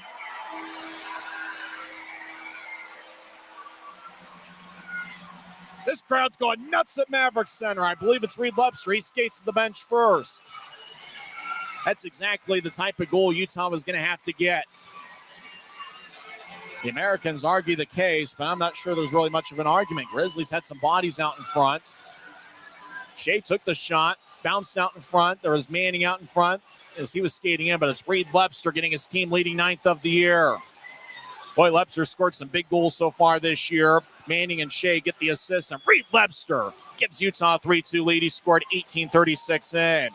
And it looks like the officials, one referee and one linesman, are going to look it over. They're going to video replay. With a lot of action, didn't look like there was a kicking motion. I'm not sure that there's anything that would overturn the goal. Did Webster get too far into Tendek's business? Maybe that could be what they're looking for. Goaltender interference, maybe. So they're going to look it over on the tablet. Right now, the Grizzlies have a 3-2 lead. The scoreboard, though, has kept it a 2-2 game. The call on the ice, I believe, is a good goal. So it's Utah's top forward line tonight. Webster, Manning, and Shea. They combine for what they hope is the leading and eventual game-winning goal. So they're looking it over on the tablet. There's a few things maybe they could be looking over. Maybe a kicking motion. Hard to really tell with that many bodies in a certain area. They could be looking for goaltender interference. Simply put the puck across the goal line, it certainly looked. And Chaz Noche was in the right place to make that call. Right now, the Grizzlies with 45 shots, Allen with 20, and you knew it had to be that type of play to score on Tendek because it seemed like if he was able to see the puck, he was able to make the stop. Shea got the puck from the high slot, and the Grizzlies have had some success from that particular spot on the ice, on either high slot, on obviously shooting on either end. And that's where you create that traffic and the screens and the bodies out in front. There's really not much there that would say it's not a goal. Webster would just, with great hands, was able to get it under Tendek. And if you're saying no goal, you're kind of looking for something. I mean, Webster was in front of Tendek, but there was no real contact there. And when Tendek went down, it really wasn't interference, right? I think it was just two guys battling. Webster kind of stood in the crease while the shot was taken, and that could be what they're looking at. How far into the crease can Webster get? And obviously, people in Dallas like talking about the crease in that area of the country based on the 1999 finals. Obviously, there's no crease rule, but that's got to be what they're looking at. How far into the crease was Webster? Was he interfering with Tendek's ability to stop the puck? He was close. There wasn't really any contact there. Then once the puck was loose, and then it ended up scoring. So Noche comes out, and he signals a good goal. It's 3-2 Utah. Steve Martinson wants the word with Chaz Noche.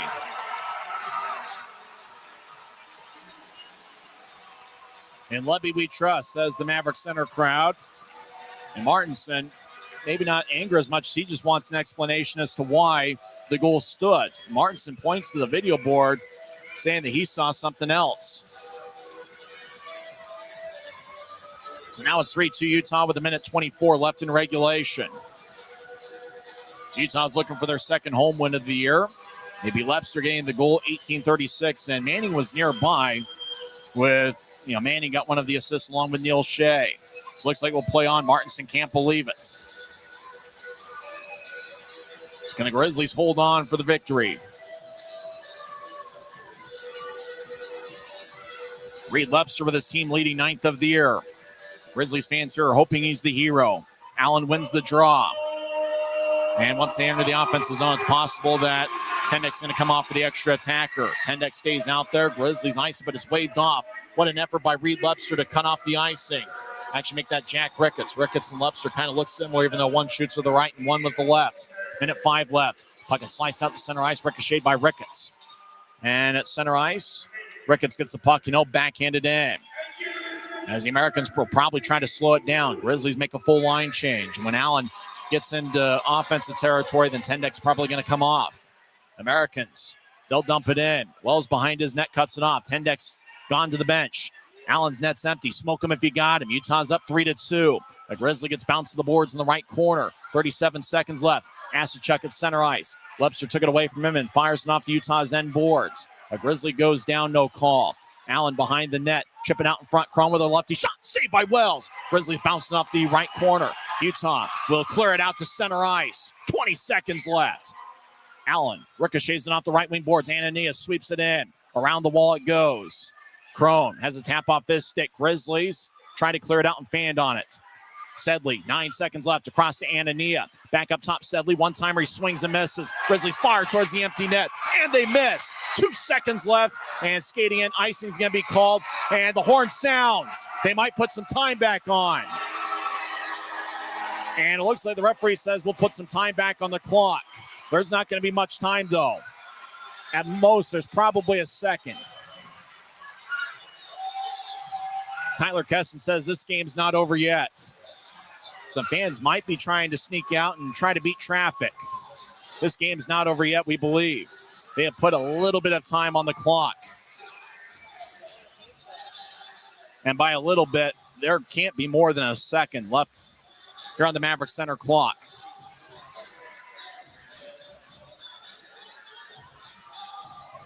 As the referee's going to try to put some time back on.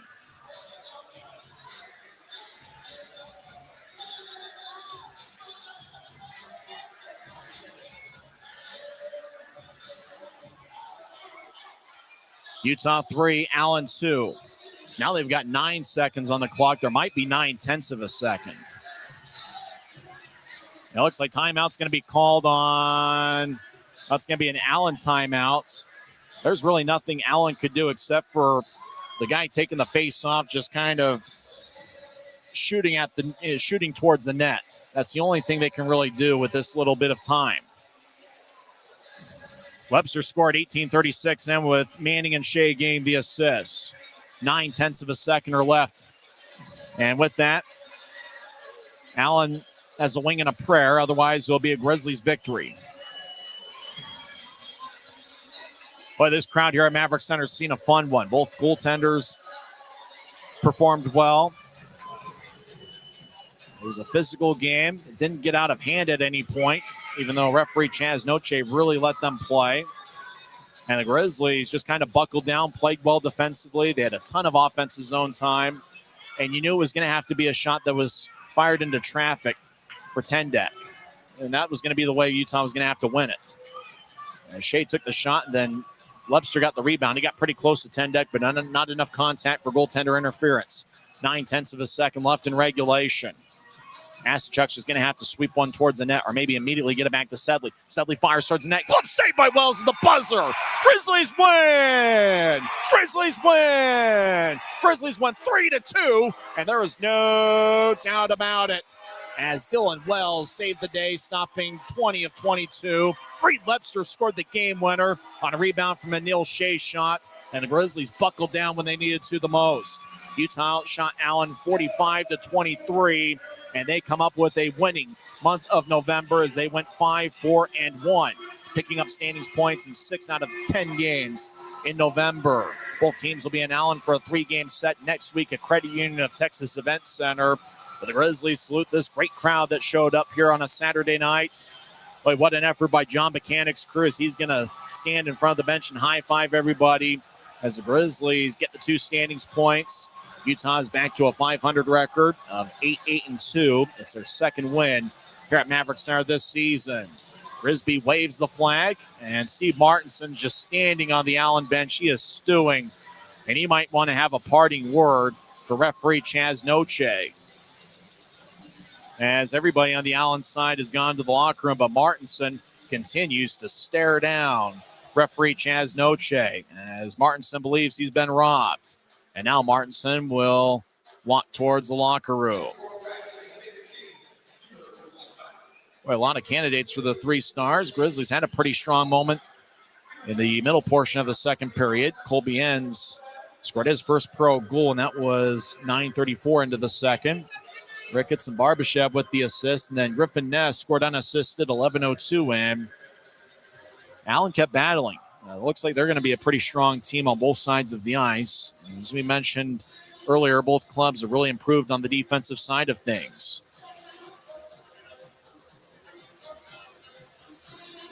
So we're just waiting for the announcement of the 3 stars of the game. The big guy gives a thumbs up, and let's hear from Mark Larson who the 3 stars of the game are here on a Saturday night. A victorious one for the Grizzlies, 3-2 over the Allen Americans. Third star with 1 goal, number 77, Griffin Ness. I'ma say that every word but know my name. I'm the best you've ever had. Our second star of the night with a goal, number 5, Kobe Enns. It was Enns' first professional goal, and that tied it up at 1. I'm on fire. Fireball. And finally, your first star of the game, scoring his 9th goal of the season, number 23, Reed Webster. But I don't care what y'all say, cause as the world turns, y'all boys gonna learn that this go right here don't play. Let's throw it down to Sammy with tonight's first star, Reed Webster. Reed, 2-2, a minute left in this one, and you came through clutch with a game-winning goal. Describe to me what you saw in that play. My line mates made some good plays. Shazo got it on net and found the rebound and banged it home. And tonight was another tough, gritty battle, but you all pulled through with the win. So what made the difference? Their goalie stood on their head for a while there. Good teams find a way to win those games and came out on top. And now you guys head on the road to Texas to once again face Allen. So what are the key takeaways that you'll take with you on the road now? Build off that win there and try to keep her going. Awesome. Well, thank you so much. Go forward with the guys. Thanks. That's Reed Webster, interviewed by Sammy Miller, rising star in the broadcasting business. And the Grizzlies have been a strong road team, and obviously the focus was to try to get things done, get the job done here at Maverik Center, and Utah gets their second home win of the year as they go back to the 500 mark with a record of 8-8-2. And as Reed Webster said, you have to find a way to buckle down and get the standings points. And as he mentioned, there were certain points where Allen's goaltender stood on his head, and you got to give David Tendek some credit. That's a tough luck loss. He saved 42 of 45, and he knew it was going to have to be that type of goal to win it. Something out in front where he's either screened, doesn't get good vision on it, or in Webster's case, just get right in front of him. Just get right up in his business, close enough to where it had to be reviewed as to whether it was goaltender interference. You had to get that close. Shea fired towards the net, and really the high slot was the area that the Grizzlies got quite a few goals. They got one late in the first period last night. Obviously, it was Marco Costantini in net, but you think about, Enns scoring from that area of the ice. It's possible that Tendek didn't get good vision on it, and Enns had the perfect accuracy.